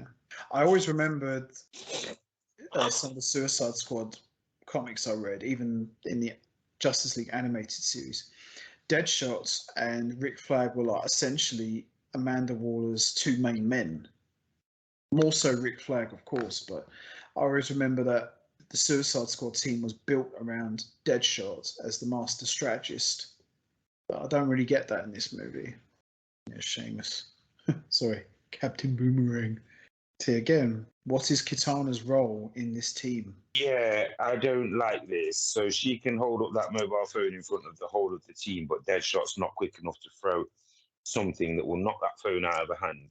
Killer Croc pushes her up against the wall. Harley Quinn then subsequently shoves that bat up her backside, and they leave her there to bleed out. Why would they ever need this woman? Now they know that they're actually saving her. Why would they need her? I know. It just makes no sense. This is where there should have been more Batman. Definitely. I agree. Well, from there we go. So Joker's back. No, sorry, I had to laugh at it. Joker's like laughing. Oh, when he's randomly firing the MP5 or whatever it is, yeah. Yeah. And it's hitting no one. In fact, it might be an AK-47 or AK-74U. I had to He's laugh. shooting it. I had to laugh. And the bullets are going nowhere. I had to laugh at that because it reminded me of the Joker from the animated series. Because just classic stuff. See that right there? That's what I said earlier. That's what the main story should have been for Harley. She has to choose between the Joker and the Suicide Squad, her new family. That's what should have been the main story. With Batman not far behind. Batman should have been here now. Yes, this is the time you think this is the time Batman should have appeared. We should have had Batman show up. Batman, Superman, Aquaman, Flash. They should have all appeared here. Or at least Batman. Or at least Batman, Superman, Wonder Woman, and then, they get outmatched by the team because it would have been a three-way dance then, wouldn't it? Yeah. We should have had Batman show up in his Batwing. None of these are going to help Batman. Batman might help these, but they're not going to help him. Yeah. No. So what would have happened is Batman showed up, and then it would have been a three-way dance because it would have been these trying to stop Joker and Harley, thus Batman trying to do the same thing. But also, none of these would have liked Batman.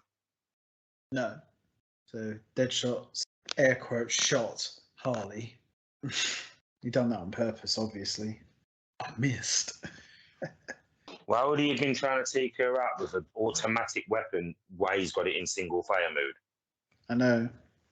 Possibly would make you think that gun would have killed her from that distance. That gun needs to be used in an automatic or at least semi-automatic way to kill somebody.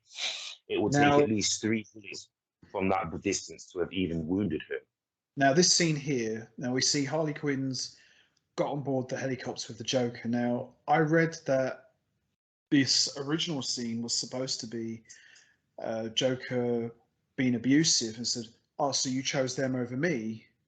He goes, "No, Puddin', it wasn't like that." He goes, "Oh, I don't need you anymore." He just pushes her out of the helicopter. That's what happened. He pushes her anyway, doesn't he? No, he slips. But originally, in the original scene, Joker would have deliberately pushed her out. Oh, I think that his intentions is to push her. His intention is to push her anyway. Yeah. But I remember reading about that, about the original scene where he pushes her out. Yeah, deliberately. There's way more involved in him and Batman in this as well. Yeah, there was. I'm almost certain that Batman was involved in that scene there in the original script.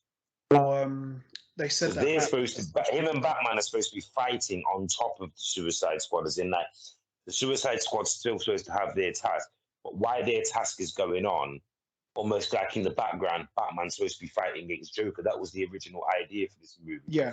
But then they realized that people would be more focused on the Batman and Joker stuff, and it would take away from this. So what they did was they just added the Joker in. But Jared Leto confirmed that he filmed over an hour's worth of scenes with Margot Robbie, and a lot of it was cut out of this. So we, like you said, we would have seen a lot more of the Joker in this. Yeah, that was out of the unreleased Batman film that was supposed to have been the first, half an hour of this film, and then whatever subsequently Batman was involved in after. Well, apparently, I know this is the extended cut we're talking about of the Suicide Squad, but apparently there is a full-length director's cut of this movie out there, like Zack Snyder's Justice League. So David Ayer said that unlike the Zack Snyder cut of the Justice League, there's no reshoots needed for the Suicide Squad. All it needs is just a bit of brushing up with some visual effects, and it's ready to release. It's all virtually finished. So I'll give it 5 years and we'll get a version of that, won't we? Possibly we might see it on the HBO Max. Who knows? But I know fans are like pushing for it, so you never know. We could see it maybe in 2023 or 2024. Who knows, really? Well, so Harley has been more or less ditched, so she's back, and obviously all the Suicide Squad guys are not exactly rolling out the red carpet for her, which I don't blame them. Oh, that's not good. I know. Enchantress, you had an opportunity to just kill Amanda Waller, and you don't take the opportunity to just kill her. I know. As much as I enjoyed the theatrical cut of the Suicide Squad movie, which I saw in the Philippines, I actually enjoyed the extended cut of this just a bit more. I mean, there wasn't much extended scenes in this one, but I still enjoyed this one. In fact, as I said, before we started, It's still got the element as well of Flagg doesn't even know what he's fighting for at this point. I have to say this, like I always say this. No, The it's key cool. things to these films are what they always are. Because I always say this: you never know what side these people are on. Well, None of them are good. They're not good people, are they? This is the definitive, as I spoke about with the other Suicide Squad movie and with the Peacemaker series when we spoke with Holiday about that. Yeah. This is the depiction of none of these people are good. Just point me out where the superheroes in this film. Because it's not Batman. No. Because we already know Batman's not a superhero. Just point me out who is the superhero in this film. No one, really. There isn't one. Yeah. Nobody is good in this film. This is the depiction of everything that what comic books and these types of films should be. No one is good. No one should be pretending. This is the problem where Peacemaker was struggling with it, where he was being taught his whole life that he wasn't good enough, but then all of a sudden he's being told that he is good and he is the best, but he's not. No, not really. So he's just an insecure guy who's got psychological problems. So here, Deadshot is essentially calling out Flagg's crap. So right, what's this all about? He just feel like files at him. So he's clearly called him out. So everyone's just walking out on him. They want a drink. This scene coming up here, even Kitana leaves him. So yeah, you know what? I can't actually really agree with disagree with what they're saying. So I'm getting out of here. Yeah, we're done here. Now this scene here, where everyone's in the bar having a drink, for me, this should have been the ending of the movie. To honor among thieves, all drinking a toast to each other. This would have been a really nice ending. So the mission's all finished, and then they all go their separate ways, but they all choose to stay together. This would have been a nice scene. This is one part of this El Diablo that I can't stand. What's that? The gold around his wrist. That gold would melt on a 30-degree. Realistic. In a 30-degree. In 30-degree weather, in a 30-degree wash. It would melt if your watch was on too. If your watch was too hot next to it. How on earth are we supposed to believe that this guy can fire fire out of his hands, but then there's no residual heat around it? It would melt all the gold around it. It'd be nice if we could just see shard, broken pieces of a gold chain so that it looked like, maybe sticking out of his skin because it had melted to his wrist and stuff. Yeah. So having a cholo or a gangbanger or whatever, yeah, fair enough, that's his character. But it doesn't make sense that he's got pure gold around his wrist and around his neck. Harley Quinn's stuff that she's wearing is not even one bit cracked, chipped, broken, anything like that. And I know that this is thingy, but surely I can't be the only person who's ever sat there and said, men have a way of being able to sort of survive without certain things. But it's like you watch these movies, don't you? Superheroes, any sort of survival movies, adult or children movies. And you get these love scenes, don't you? And it's like, when was the last time that these two characters had a flash? What kind of, you know what I mean? Like, are we not supposed to actually sit there and think, right, so you get a film where two people are trapped on a deserted island and after 3 weeks they do what they're doing with each other. Now, yeah, you're not supposed to really be focused in on that, but some films are subtle enough to say, she will go off and find a way of maybe shaving her legs or, you know, something like that, like some kind of thing. Like, but in reality, we have to, as men and as women, you would have to instantly think, how is she clean? She's been wearing the same knickers for the last 3 weeks. Yeah, they're the things in films that I always look at and I think, yes, you're supposed to sort of suspend your disbelief when it comes to films. But it is a good question, isn't it? It is a very good question. There's nothing more stupid than in one of these 3-hour films where half of the film, one of the non-powered characters that are female, strips half naked and then swims in water with her pants and a bra on. It's like, why would she even have pants on after 3 days of being? She would have taken them pants off and she'd be commando like any other sensible woman would be at that stage there. I don't care who you are, but you are not capable of keeping yourself clean with the same underwear on for 3 to 4, 5, 6, 7, 8, 9, 10 days. You know what I mean? Yeah. Now we're getting a really good scene here. This is aside from the guys all drinking whiskey in the bar, which is a great scene, but this is followed up with an even better scene where El Diablo talks about his family. So we're getting a bit more of his backstory. We're essentially getting to learn what happened to his family, and he burned them all. Pretty horrific stuff here. I find it very difficult to believe that somebody who is very scared of their power wouldn't have always been aware of what danger their powers could cause, thus meaning that the people that they love the most would be completely and utterly protected from their power. They love that in the comic book world. A good character is defined by the fact that he uses his power to protect the people that he loves, but then he can't then have anyone around them in case the bad people use those people to hurt him. That's fair enough. But there's also that other side of it, which is this, isn't it? You've got this multiple times in this film. You are not a good person who is willing to do not good things to feed and protect his family. But yet when it comes to anything, really, you're the danger to your family. That's how these are portrayed. This is the anti-heroes, isn't it?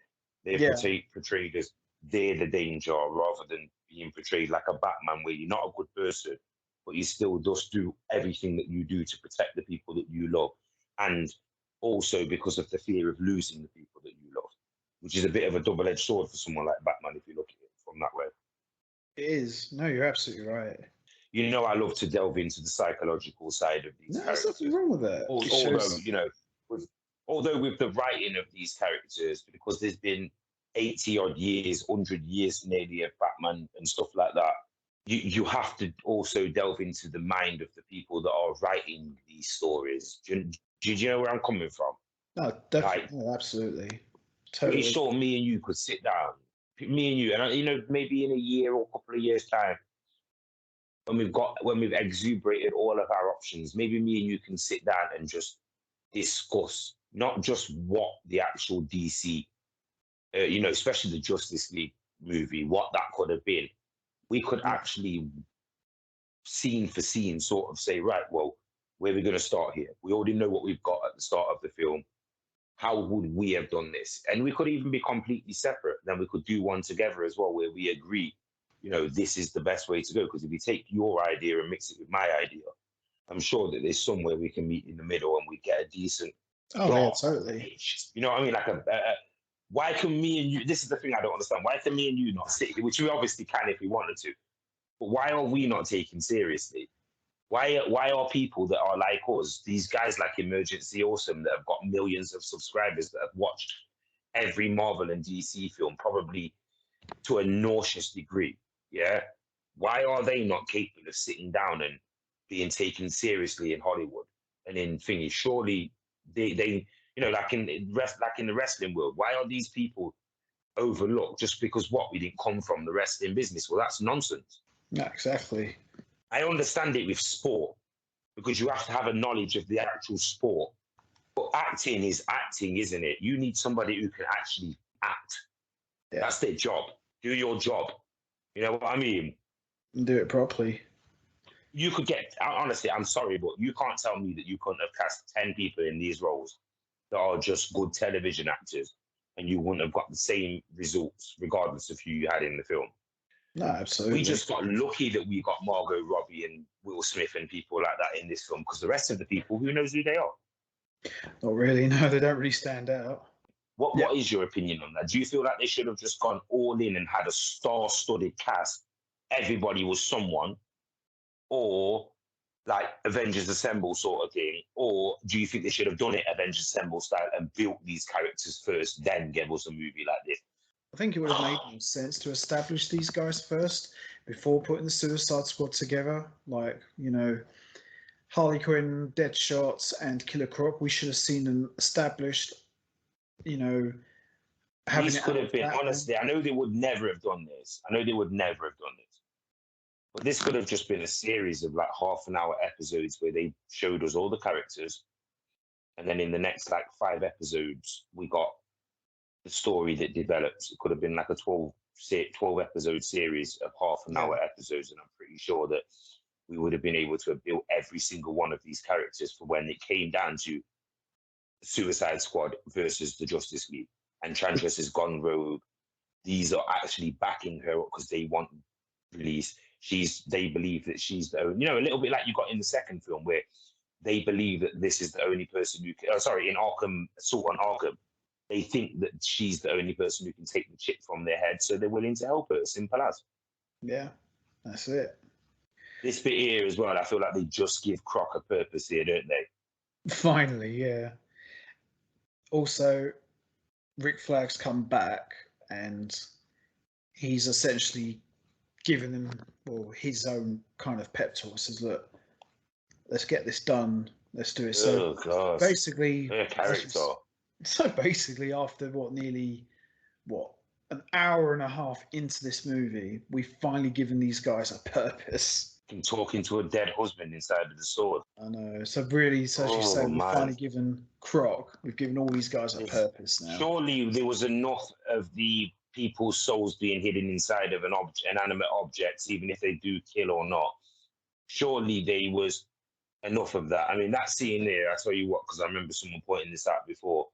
Margot Robbie just been doing before that scene there when she jumps down and it clearly shows you a shot of her ass. Her shorts are pulled up so high throughout this movie. She's not wearing a thong. She's wearing a pair of wrestling sort of trunks. Like female wrestling. Them type. Yeah. All of a sudden in this scene, just briefly, I don't know if it's because she's clearly done this on purpose. She literally is wearing a thong because she's been sitting up the clothes that she's got on are so tight.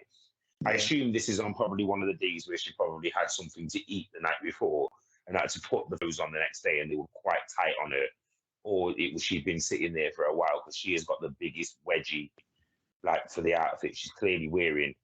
Them shorts are just too tight. If you look to the next scene, when she gets shown in the next scene, she's clearly wearing shorts or pants, should I say, that cover up everything on her, up into her, just above her arse cheeks, rather than what she's wearing there. Even people noticed that online a long time ago. The stress that this filming must have been, you can just see by even I think even a couple of the critics picked up on it as well. The stress. Another thing as well. Funny you were saying about her pants and all that. Is even her tights. All her tights all got holes in them. Yeah, that's what I mean. Because once again, they're willing to show the wear and tear of the battle, but you're never at any point supposed to think, what kind of condition is she in as an actual woman underneath all those clothes?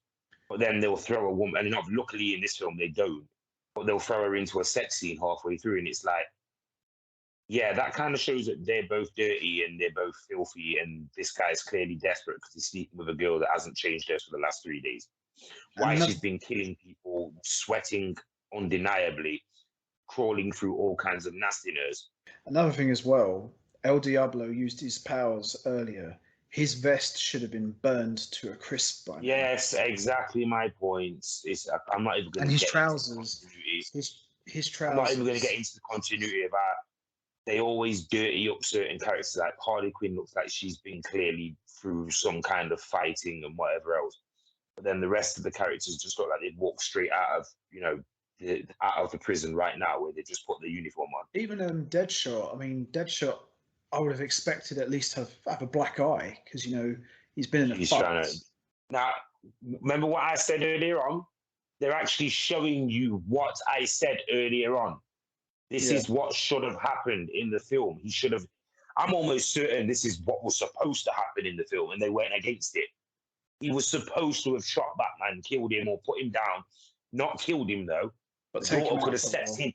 The daughter could have stepped in then and said, "Daddy, no, don't kill him." He shoots him.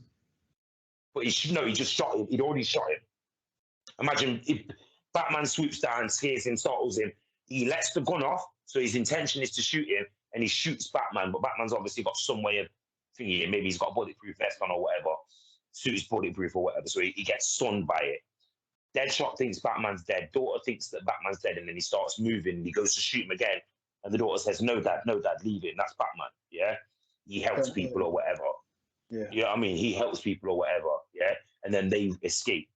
But at some point, Batman then captures him, subsequently catches him. It would make more sense if we were getting this scene now where they're all dealing with the demons of why they became what they became, and etc. And Enchantress is trying to say to them, I'm your ally, I'm on your side. Can you really trust a woman that will kill you at the thingy? What difference am I from her? And it's true. What difference? They could all say that to each other, couldn't they? They could all say to each other, isn't Amanda the same as us, except she's not getting her hands dirty? Oh, look. There's a scene you're talking about. Enchantress brings Deadshot's dream to life where he shoots Batman. Think about it as well. Amanda's not doing anything. But she's just as bad as all these lot are, yeah? It makes no sense. It's a bit silly, that bit is as well, because it's like she's just as hated by everybody else as what they are. Yeah. But she's not helping them do anything. Here's Harley's dream is to live a normal life with the Joker. This is clearly inspired by the man. I hate this character as well because he just looks so stupid.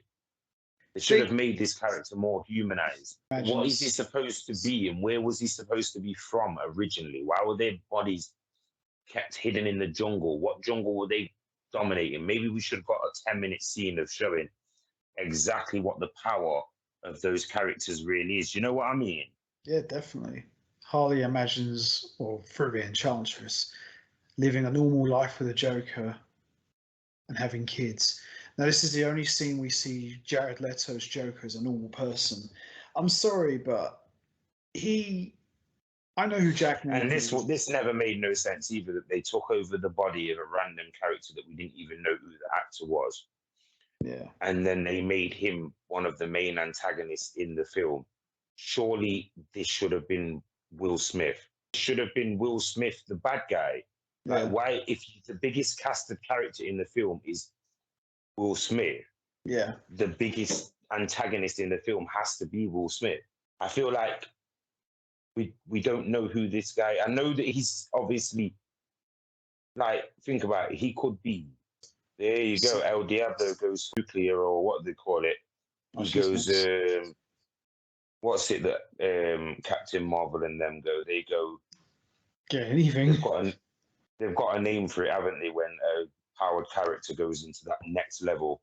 Yeah. You know what I'm on about? Like the Flash can do it. The Flash can do it. Certain characters can do it across both universes. Certain characters can do it. Like I'm thinking of Captain Marvel when I say it. But you know when they go binary, that's it. Yeah. Binary, where it's almost like they're unstoppable. There is a next level. There's a next evolution. Like he's not just got power. He's also got you can now see that he's obviously got an evolved level as well. Yeah. That was weird to see. I'm actually just going to rewind that scene again because I'd actually forgotten that El Diablo was able to go like binary and like go into like a next, you know, he's actually got another demon living with him. Like I thought it was just a character where you could see he's got the flame of crown, the flaming crown above his head, etc. Do you know what I mean? But he really does go binary in this scene, doesn't he?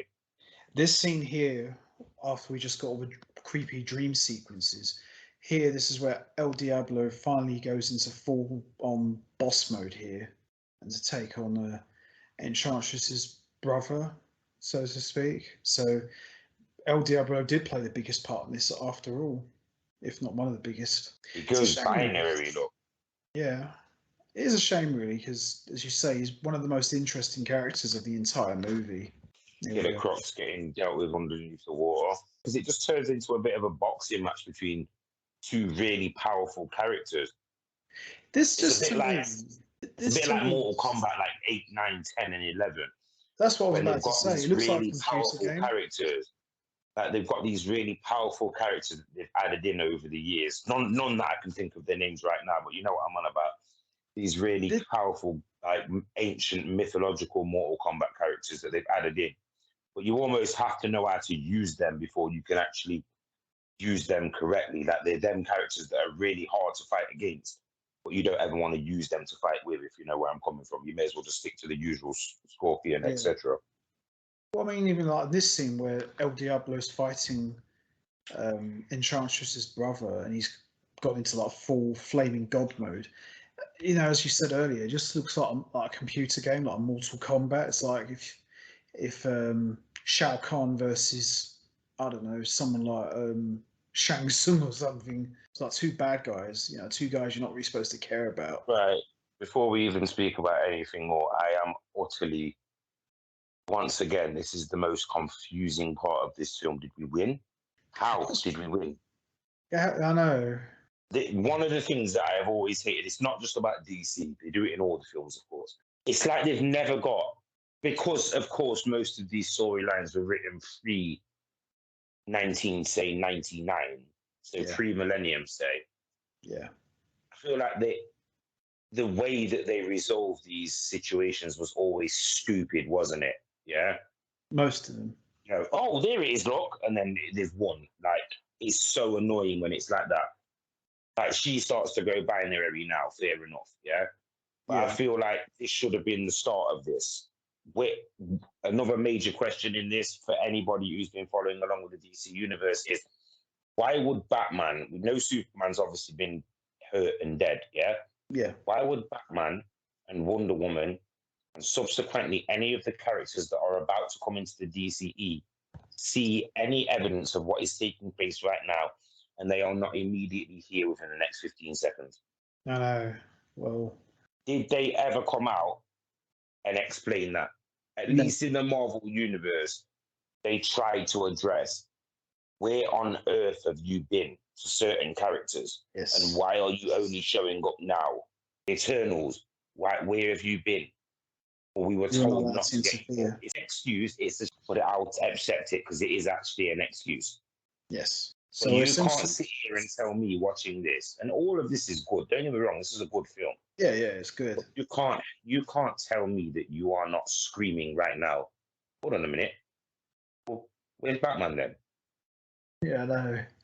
What happened to Batman in this film that subsequently stopped him from being able to attend this war? This guy loves watching from the background, at least. Oh, he doesn't like getting involved with other people. Well, then why is he building the Justice League then? I know. DC, man, what's wrong with these people? How did they make all that money from The Dark Knight Rises and all that stuff? And what did we get from that? I know. I need to know the answer to this question. So, or this scenario. So you've already paid these actors, whoever they are. So Henry Cavill, Christian Bale, Gal Gadot. You've already paid these characters that are in this universe up until this point. You've already paid them millions. But still, those millions do not overcome the amount of money that you made and then spent on some of your failed movies from the movies that were successful. Where did the money go? Exactly. Oh, it comes to I understand if you own a portion of these things, you're not just going to want to say, right, we made 75 million, the next film's 74 million. Clearly, we don't expect that. When you're talking, this film made 845 million pounds profit, we're going to allocate maybe 600 million to the next project. Why is that never a thing? Yeah, I know. Why are they so scared when they release these movies that they're not going to make money? That they release them and then they decide, right, this is what we're going to do next. They should have already had like 9 movies lined up by the time that this movie was completed. We should have had immediately within 6 months of this movie something that followed up this movie that then subsequently tied into the next movies that are coming and so on and so forth. like Marvel has done for years and years. What we've had is this looks great, but ultimately very confusing to what we've seen in the DCEU. Almost to be saying, is this just like, there's quite a lot of dream scenes in this film. Was this just a dream scene? Is there a Batman part of this where he wakes up at the end? And No, none whatsoever. I mean, like, was that supposed to happen? Because it's a bit, you can't deny it. It is a bit confusing. It is. You're right. How this film is it's decently good and it's watchable, but where does it fit into the continuity of the DCEU? Well, as I said, it seems to not fit in anywhere. It's supposed to be set 6 months after the events of Batman v Superman: Dawn of Justice. This should have been. This film seems like it would have been better if it had been released like 2019. Yeah, definitely. And then 2021, 2022, you got the sequel. Yeah, totally. With different characters and all that. Do you know what I mean? Why they had already built the Justice League, and then when the second movie of this happens, maybe something because of the treacherous behavior of people like Rick Flagg and etc., you then get that someone like maybe Batman doesn't like this, or maybe the Martian Manhunter clocks onto this and, warns Batman, yeah, you've defeated Deathstroke now, because, Lord forbid we would have got that movie at some point. But there's this other issue. There's a woman who keeps saying, and he's obviously aware of it, because he warns Amanda Waller in this, doesn't he, to stop what's going on. Yeah. Now we're up to, we've had El Diablo's already sacrificed himself, and we've seen all the Suicide Squad members going at it with Enchantress, and, Harley's pleaded with Enchantress, can you bring my pudding back? Can you bring the Joker back? And Enchantress said, I can do anything you want, name it, and I can bring him back for you. And she pretty much says, oh, I like what you're selling here, Toots, but just one problem. You hurt my friends. And she stabs him with Kitana's sword and basically cuts open her chest and tosses Deadshot the gun to blast Enchantress in this very... Yeah, I was thinking about that before and I got sidetracked. Surely we should have stayed away from the most obvious thing that would have been if they'd have stabbed Enchantress's heart with Kitana's sword. It would have trapped her soul inside of the sword, thus then putting Enchantress back into the thing. But of course, because of Rick Flagg being in a relationship with the alter ego of Enchantress, we can't do that, can we? No. So it's quite a cool combo here. So Killer Croc throws the explosives for Deadshot to blast into Enchantress's chest. She all of a sudden turns English. You don't have the balls. I know. And Enchantress plays one final trick on Deadshot using his daughter. Says, don't do it, Daddy. You don't kill people. So, bit tedious here, bit drags it out a bit like the slow motion side, but it's still a powerful scene. It's still quite decent. I agree. Drags out a bit though, but it's well. I can forgive it. It's certainly a better ending and a more sensible ending than some of the other DC films that we have spoken about. It's not utterly unwatchable, like say Green Lantern, Man of Steel. Oh hell no! And I've come across as Man of Steel is obviously not unwatchable, but it's definitely got moments in it where you sort of like you have to keep wiping your eyes and thinking, "Am I watching the right film here?" I like that. After Enchantress is defeated, the whole sky goes back to normal, and Rick Flagg like, "You did it! We did it!" And Deadshot's like, "I'm not a hugger. Don't hug me, all right? Just don't hug me." I like that. So I thought that was quite cool. Enchantress looks like she's just been in a mud bath, out of a spa. So he just essentially crushes what's left of her heart. Tell you what. Oh, here we go. She's back to being confident again. Look. Tell you what, it's not. Like you said, it's quite a decent final or finale, if you will. Certainly one of the better ones we've talked about with the DCEU. It's quite decent, actually. Rick Flagg just found out in his contract he's going to die in the next Suicide Squad movie. Poor guy. She's back to normal now. For a moment there, Harley Quinn actually turned normal. Yeah, I should suspect that there's still some form of normality inside of her, but it's just you don't get to see it because there's so much chaos going on. Yeah. Not just in the world, but in her head as Oh well. boy, here comes the buzzkill. No pun intended. I like that what Deadshot says. How are you still alive? You're welcome. Do you know what should have happened in this film? After the Suicide Squad disbanded and all go their separate ways, and you're going to like this, 'cause I know you're thinking about this. We should have got, after these guys were finished, Amanda Waller says, right, well, my Task Force X program has proven to be successful. It's time to start a new squad. And we call Slade Wilson. We should have got that. Because he was part of the Suicide Squad in the comics at one point. Yeah, it's almost like that would have been insane if they would have teased him twice and we never got him.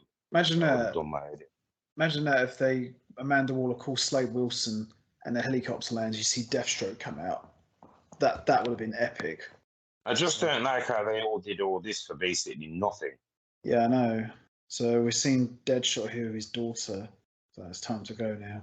No, I definitely enjoyed this one a lot. I think I enjoyed the extended cut more than the theatrical. I mean, the theatrical was good, but I think I enjoyed the extended cut just a bit more.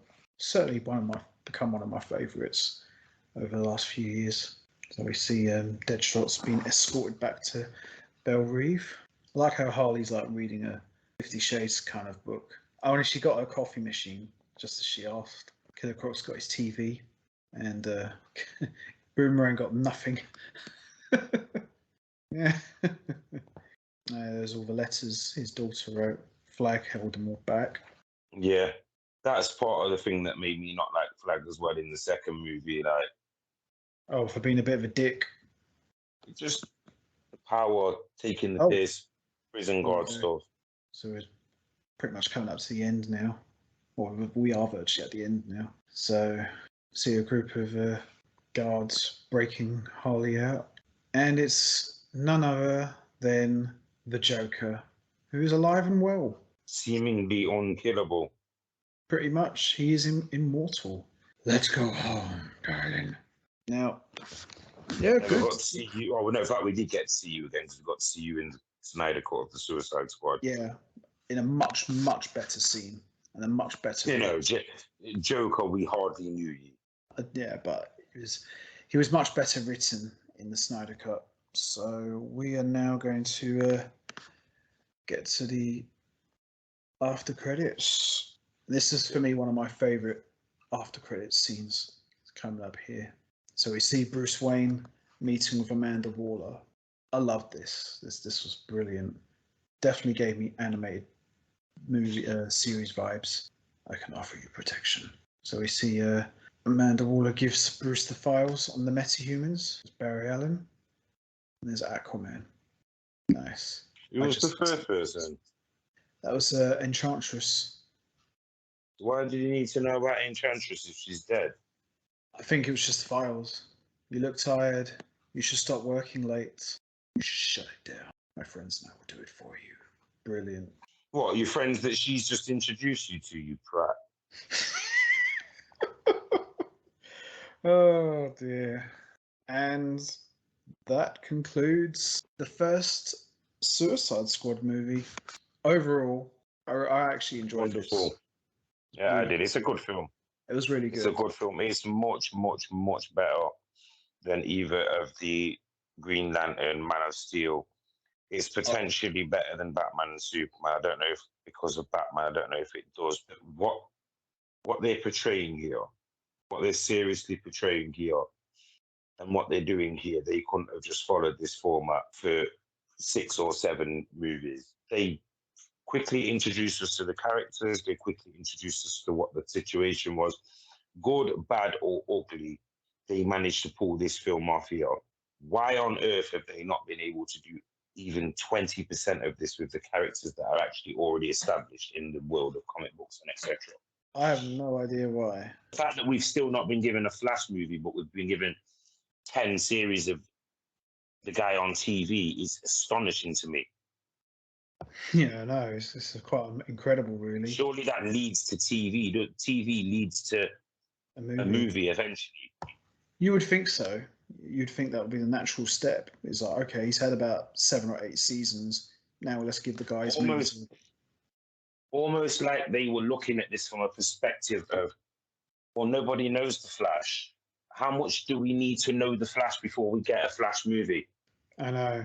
And then this was the test here where they were like, well, nobody knows these random expendable DC characters, so let's put them in a movie and just see what we can do. Yeah, that's the impression I got here. No, but by and large, I would say Suicide Squad, the first one of the better DCEU movies. A couple of issues, of course. It's not completely perfect, but by and large, yeah. As the years have gone on, it's grown on me more and more. And I did say at the beginning that I did consider it for a while the weakest of the DCEU, but as time's gone on, as I've watched the extended cut more and more, this does have a special place for me because of where I watched it. There is no film without sin. No, of course. There's no film without sin. No. So just because there's negative things in this film, when you overall look at this film as what this film is, it's actually way up there with the DC movies. Oh yeah, totally. It has a special, special place.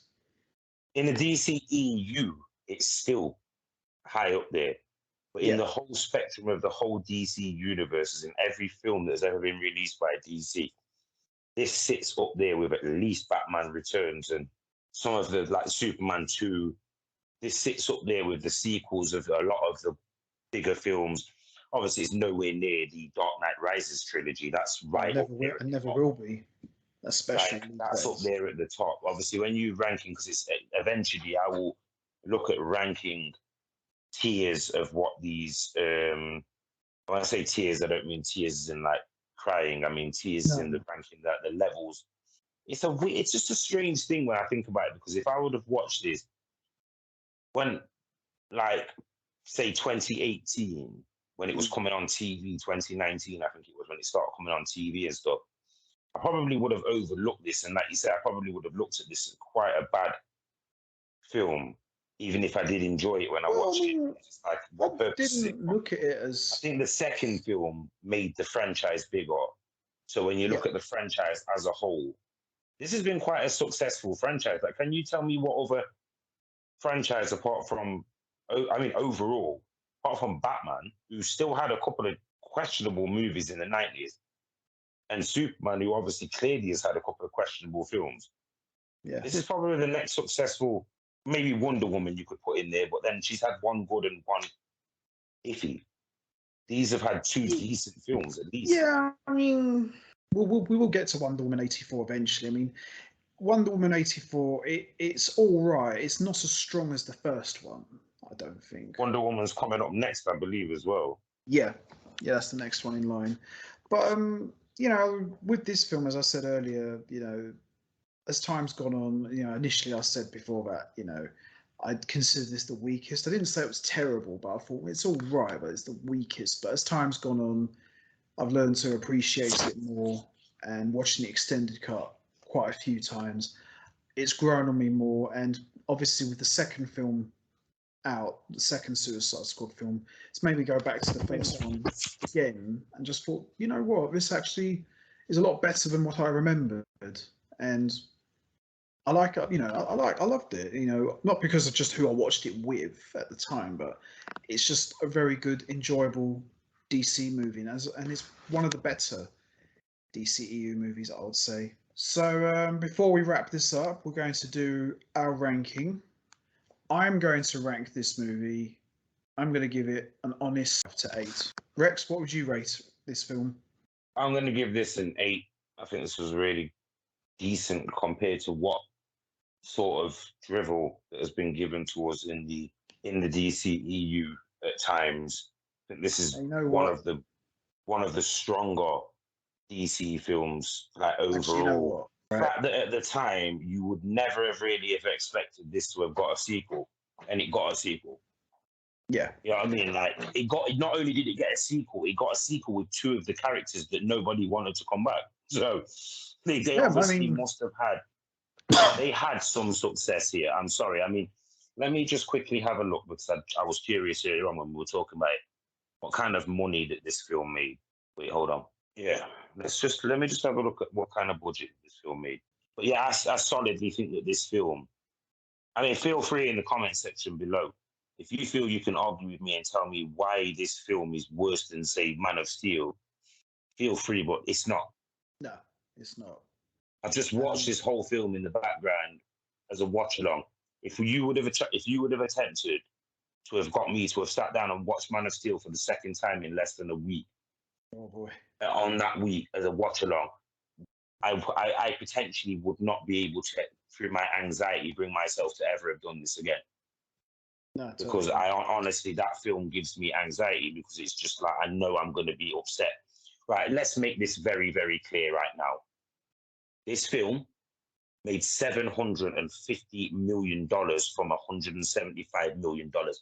I am not having anyone telling me that this is not one of the most successful films in the whole of the DC. In fact, this is potentially, especially since the Dark Knight Rises trilogy, what's been more successful than this film? Wonder Woman. It says here that Suicide Squad, massively successful. Yeah, it says here Suicide Squad is the second best debut worldwide for a DC movie after Dawn of Justice. And there you go. And we all know why Dawn of Justice made the money that it made. Of course, we know why. This one word, and I said this last time, this one word, Batman. Exactly. And we spoke about this. Sorry, we spoke about this. If this film would have been, if they would have been strong enough, and this is actually getting me mad, if they would have been strong enough and had the cojones to have just said Batman versus the Suicide Squad, this film would have made $1 billion. $1 billion that this film would have made. This is how you know the people in charge of this, they're not all clued in. No, they cannot be all clued in. They cannot be all clued in. The people that are in charge here cannot be all clued in. How can they be so money driven? But they had a gold mine here. They actually had a potential gold mine here, and they turned their nose up at this. This film should have just said the word Batman. That's it. There's a reason why these films make billions of dollars. Not their films, but the Batman films. Yeah. This is much higher. This is much higher. And I'd appreciate if maybe in the thumbnail it says this film was way better than you think it was. Oh yeah, it is, totally. No, as I said, was way more successful. This film made nearly 4 times its budget. It did. In fact, it did make 4 times its budget. Yeah, you're right. Incredible. It's incredible. Yeah. No, I'll give it 8. Because I've always known that this was a decent film.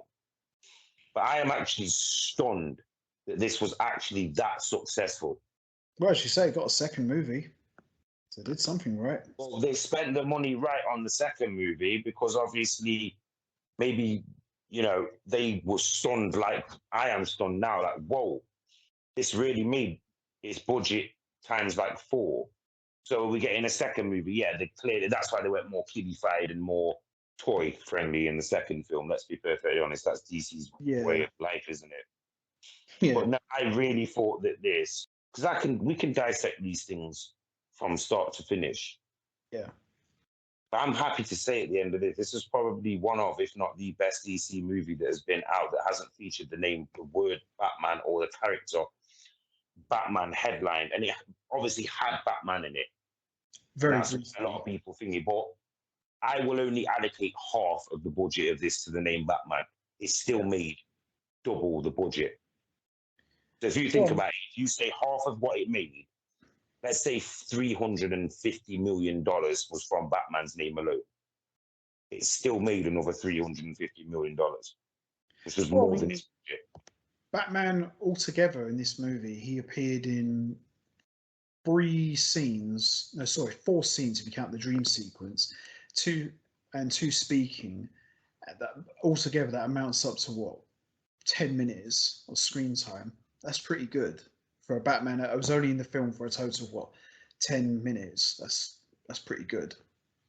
They could have just had Affleck as like a dual character in all of the films going forward, just to just hold up the DCEU, just giving him his contract that he wanted, and then ending it with maybe him being really hurt by Deathstroke.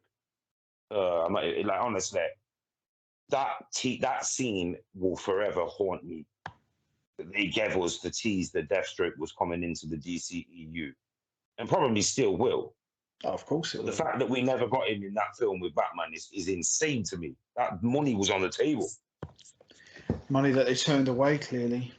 But $1 billion, $1 billion, I reckon they probably, if this film made 750 million, 1.2, 1.3, 1. In 2018 or 19, if they'd have brought out that Batman, $1.3 billion on the. no, this was definitely very good, very, very enjoyable. Ranks very highly. Definitely watch this film. This and one, Wonder Woman was actually next as well, wasn't it? Yeah, straight after. So whatever they were doing between 2015 and 2016, they had something. Yeah, they definitely had something. They did something because them two films were incredibly successful. Yeah, absolutely. So we are going to wrap this up now. What was your thoughts on Suicide Squad? Did you enjoy it? Where do you rank it with the other DCEU movies? Do you rank it highly as we have, or do you put it lower?